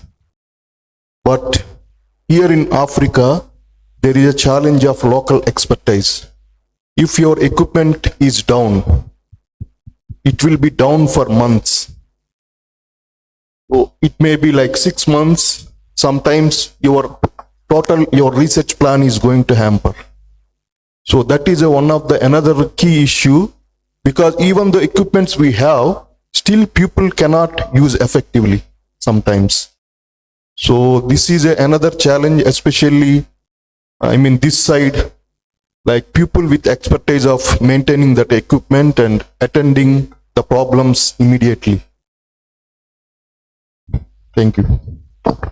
Thank you very much. There's a problem of equipment maintenance. Someone talked of local fabrication, machines or such. Is it an option in your universities? Are you people able to do local fabrication? I know Hiram mentioned something. Yeah, please, Zimbabwe. Yeah, thank you very much. It's something that we need capacity building on.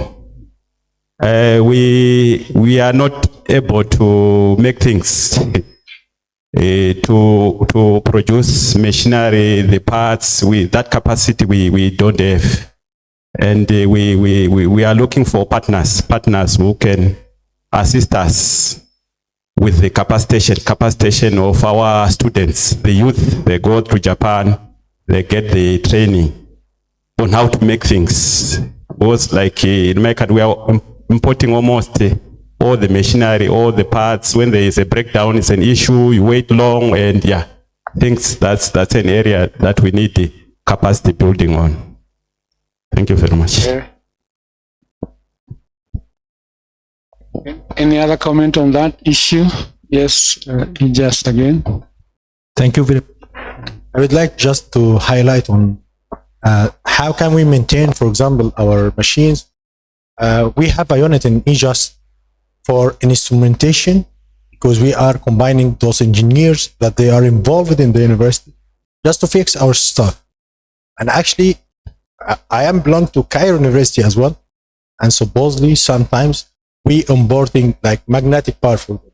So we cannot generate or prepare magnetic part. And this is something that we have to touch ground. 2 days ago, I was in a tour and I found a lot of machines. Actually, I got my PhD from Spain and I have never ever seen or saw these machines in Spain. So we have a very special machines. How can we maintain them? How can we use them? Is a big issue for African guys. And actually, I don't know why we are step backward compared to other countries. Because we don't have this kind of scientific services. For example, when we were in Europe, when I order like a sequence of a primer or so, I can take it or bring it in a day after. Here we don't have this kind of services. So we have to think about how can we attract those kind of scientific services to our countries, and this will be very sufficient to do precise science. And thank you. Okay, so how do you attract such people, such scientific services to your country, to this continent? CSIR, I know you are very good in servicing your own laser machines. What is the secret? I know you, because when we visited, they were all working. Thanks, DVC. We maintain most of our machines. We send, we buy. The guys will spend about a month with the equipment before it gets delivered. So they go through all the do's and don'ts. But what also works nice is you must always have one technician. Problem with university equipment, I think it's because everybody can touch it. And usually there's no one who broke it. So that also needs to be managed well. But what I would suggest also is that in the project scoping of individual projects, have a 10% maintenance fee so that when the machine breaks, all people using the equipment have money in their budgeted projects to contribute towards the fixing of that machine, as opposed to one group or the university having to take the burden of servicing that machine, because it's always about finances. If you can get Germans here quickly, they'll come quicker, but it depends whether you have money for them to do the savings. So we must learn to manage it in the budget when we scope projects from the originality. Thanks. Okay, yeah, thank you very much. That's good advice. Not everyone is expected to touch the machine. Yeah. So, yeah, any final comments before we end this session? Oh, yeah, there's another one. Yes, Omondi. Yeah, thank you. I would like to share experiences from Jomo Kenyatta University regarding scientific equipment maintenance. We have tried through the support of JICA. We've set up a center for scientific equipment maintenance. It's at the engineering workshops, and we've seen that it is possible. It's actually possible to do sustainable scientific equipment maintenance. One is that we have a number of equipment that are also can be used to fabricate some of the parts. And we've actually done that for quite a number of equipment. So where we started is that there was a survey that was done to map, because JICA has donated a lot of equipment to Jomo Kenyatta University. So there's a time there was a survey to find out all the equipment that we have.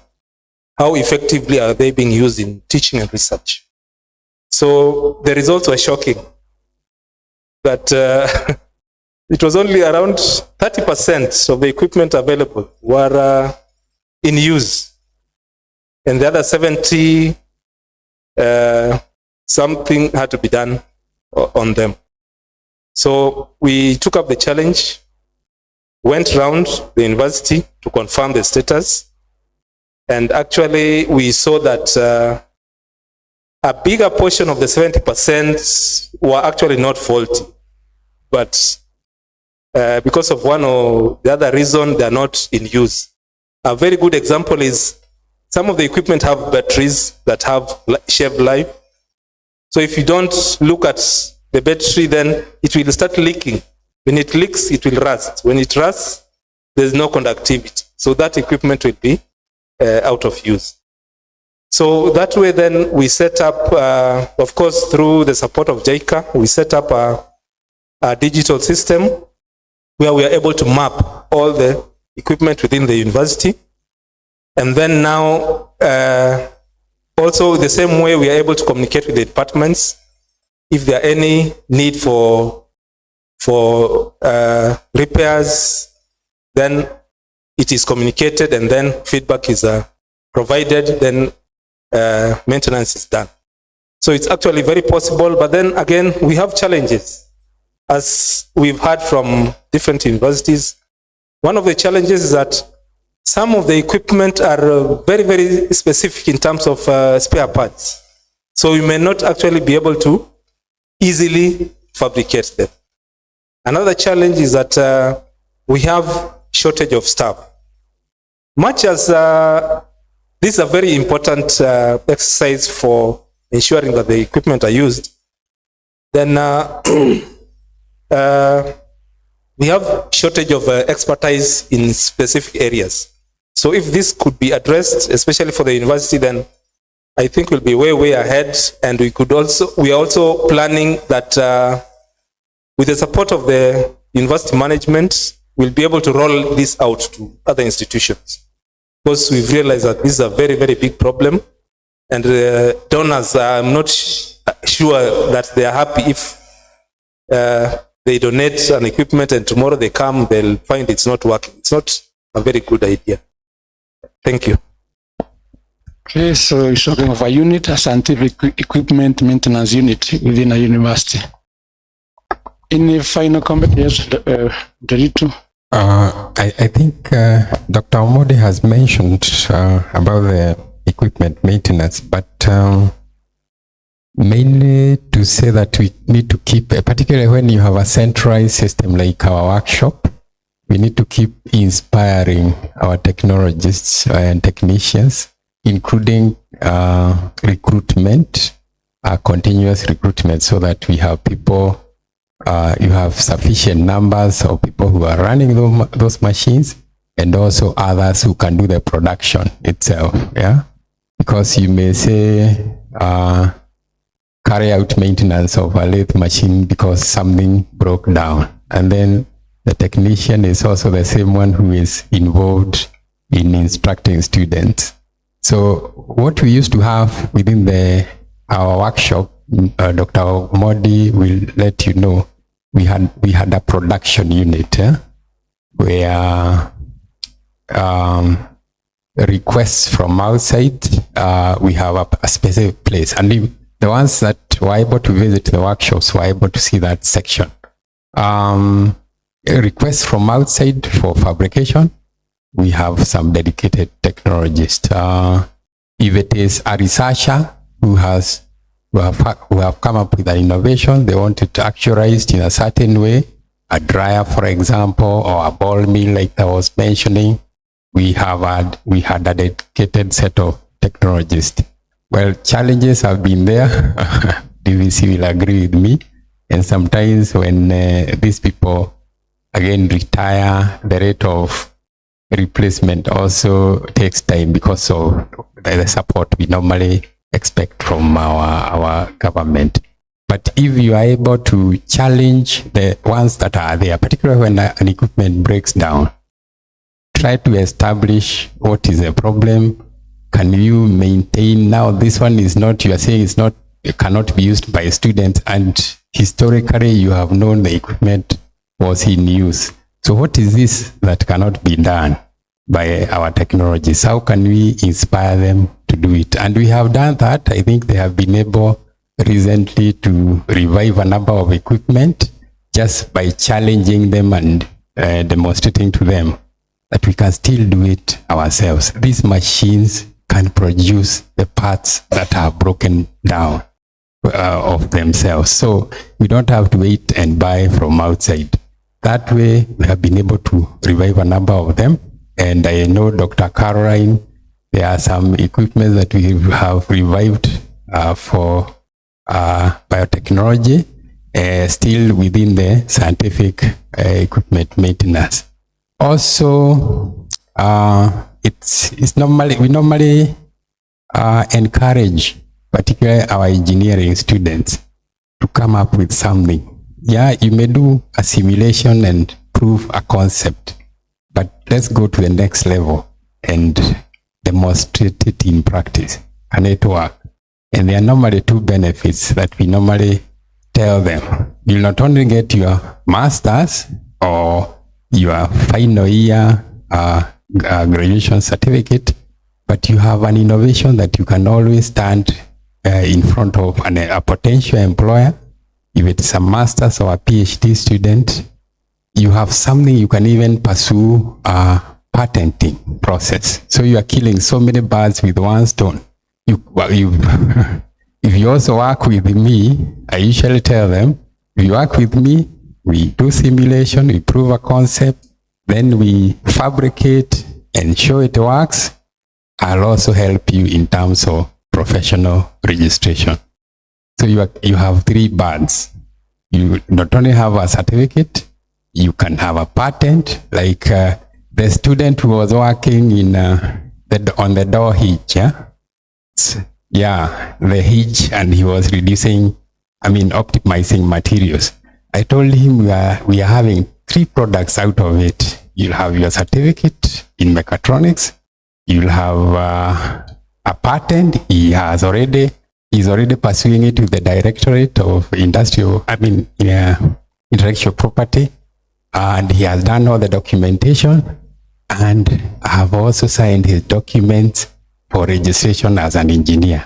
So he is getting 3 documents at the same time. So it's upon us to encourage our students, our postgraduate students as well. So thank you. But it can be done even within the university. Local fabrication. That was the point that I was contributing, BBC. Okay, thank you very much. I believe we've done justice to this discussion. Unless there's someone who really feels I must speak. Is there such a person? We want to close this session. And I believe we have taken very good points. This we will compile very well and share amongst participants. Now we need to come to the end of this session also. And as we finish, I think I'll request Professor Kawaze just to say something. You have to, as a JICA advisor and senior professor who has worked in this university for long, please, we cannot leave you. Thank you very much, DBC. And then Mr. Chairman of the Council, thank you very much to be with us for 3 days, almost morning to the night. Thank you very much for your contribution and then word of the wisdom, also a lot of challenges. We really appreciate, and then those guys will take it up for sure. We will do what we can do with them so that we can move ahead. For the last session, it was supposed to be way forward. I hear a lot of challenges. Yeah, but in the previous session, you mentioned about a way forward. Then all of you are willing to, collaborate.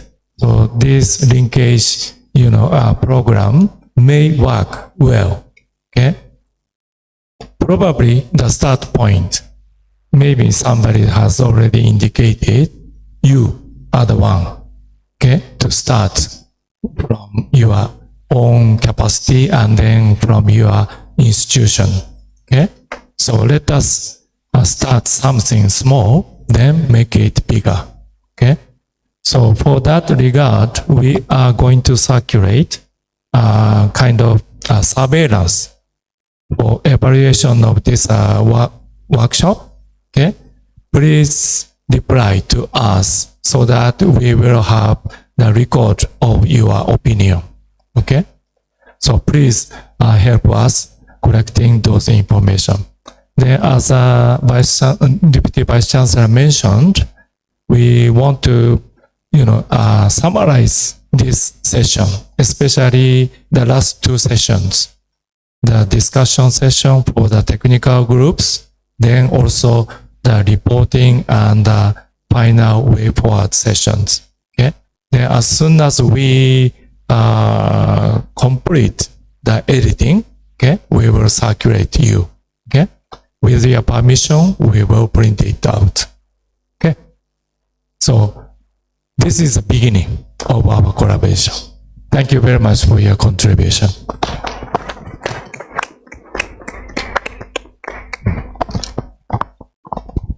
Thank you very much, Professor Kwaze. And may I request one of the participants just to say anything you wish to say and give you an opportunity to say something just for on behalf of the others. If there is something you feel you can say, can't go home before saying it. Please, this is your time. Anyone? Yes, please. See, for me, everyone who is in lasers, I'll be expecting us to see your emails with proposals for us to work. As a center hub for lasers in Africa, I will facilitate, I will help you, I will make you samples, I'll send them back to you. Just make use of us. That for me is growing our footprint collectively. So I'm expecting that, colleagues. Thank you. Thank you very much. Yeah. Very advanced center. So please make use of it. Now to end it all, may I request the Chair of Council to send us now with these words of wisdom. Just the final ones, Chair. Yeah, thank you. Thank you, EVC. I have been talking a lot, really. And if there's anything technical that I wanted to share, I've already shared. So mine is to thank you, first thank JICA for making this to happen. We have some of the finest minds in this room. And Africa is looking forward to your contribution so that the African economies can begin to grow, so that the African economies can begin to be fully functional. It doesn't matter how small a contribution you make, so long as it's a contribution. That is welcome.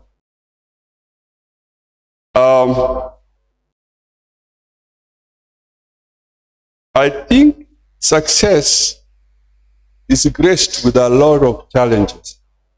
There is no success that drops from heaven. And I am convinced, having listened to you, that you have what it takes to subdue those challenges and move ahead. If we coil to our cocoons or our silos, that will not be good for this continent. Yeah.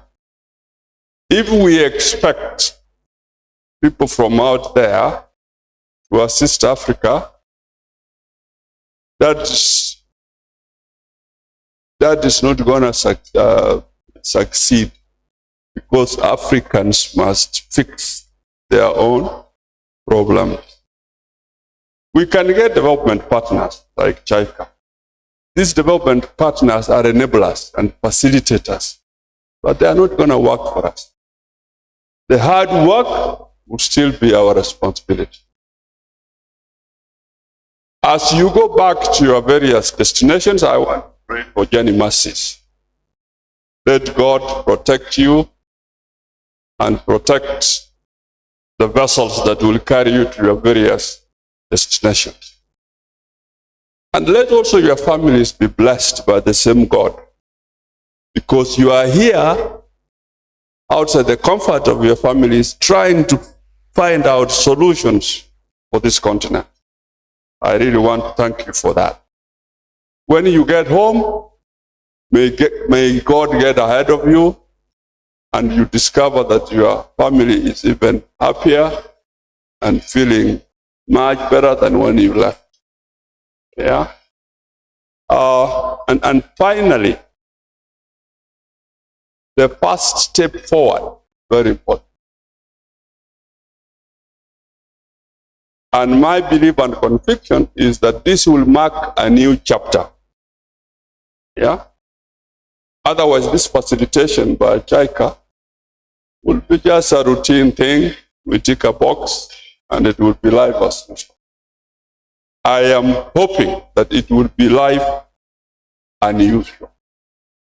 Yeah, so that we begin to impact the lives of other people. And finally, be blessed immensely, your families. May your hands be blessed. May the job that you attempt to do flourish for the benefit of yourself, your families, and other people who are not as gifted as you and who have to depend on you to make a living. And that is my conviction in the name of Jesus.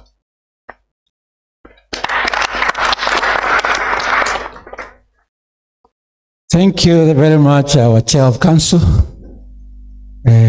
I'm sure researchers, you might think that we spend a lot of time with the Chair of Council. Today is a very, very great event for us. We see him like quarterly, and whenever we see him, maybe it's for only 2 hours. This must be a very important occasion to have him with us for 3 days consecutively. This must be a very important workshop. Thank you very much, the Chair of Council, and also for your wisdom, words of wisdom. May I now welcome Engineer Derito to tell us about the visit, the afternoon visit to Capwell.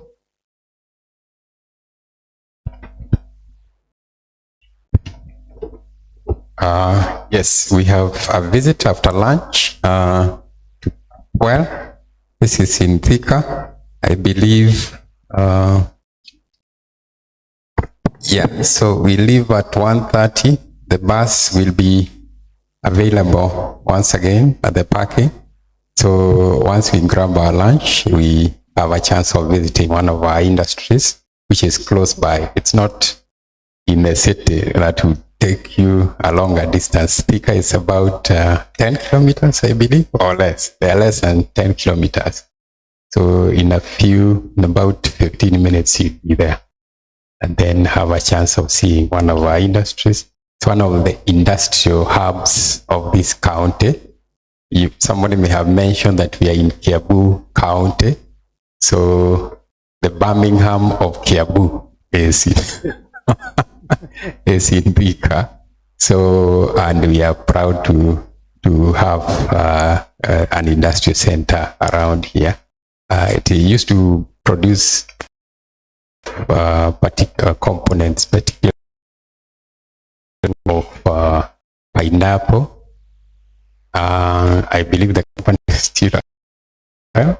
Yeah, so there used to be a company that used to make products for, and so many others, including cigarettes when they were famous. We have a leaf processing center. Not so many people nowadays are involved in smoking, but we still have a company that does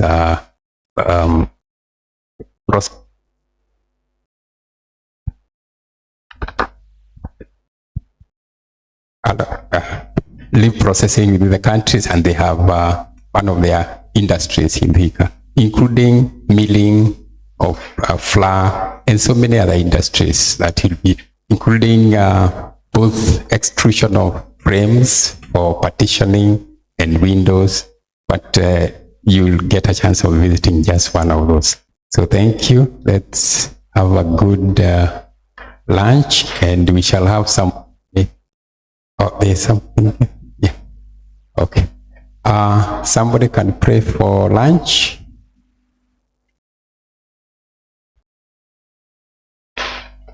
We can have prayers from Unza. So that she can speak a bit of Swahili.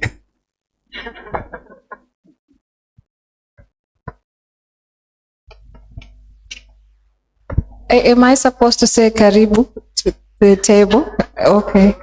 But let us pray.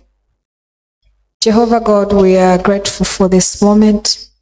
We are grateful, Lord, for the way that you have led us. The Spirit of the living God, we thank you that you've been with us. That, Lord, even as we started with you, that you will end with us as well, Jehovah. We thank you, mighty God, for all the people that are gathered here. Jehovah, those that you have greatly talented, mighty God, with wisdom. We thank you, mighty Father, for what we've shared. We thank you, Lord, for the exchanges that we've had. We thank you, Lord, even for this opportunity that you have accorded to us that many would like to have but do not have. Father, even as we partake of the food, we pray that you may sanctify it, that it may bring nourishment to our bodies. We ask all these things through our Lord and Christ Jesus Christ. Amen.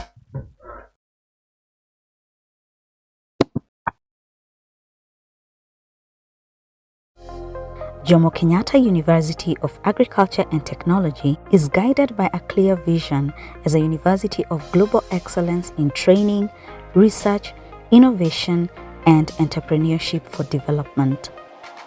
The university has a diversity of academic programs, research and innovation enterprise.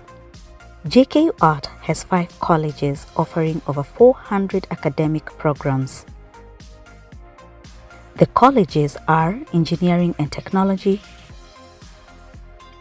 Pure and Applied Sciences, Health Sciences, Agriculture and Natural Sciences, and Human Resource Development. Since its inception, JKUAT has been at the forefront in fostering a culture of research and innovation among faculty and students.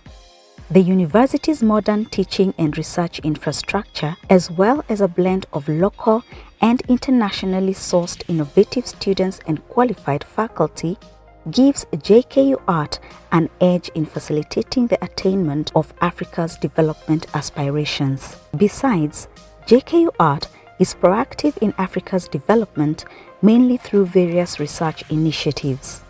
In 2012, for example, JKUAT won a competitive bid to host the Pan-African University Institute for Basic Sciences, Technology and Innovation, a graduate hub that has thrust JKUAT at the center of Africa's integration and development through graduate training and research.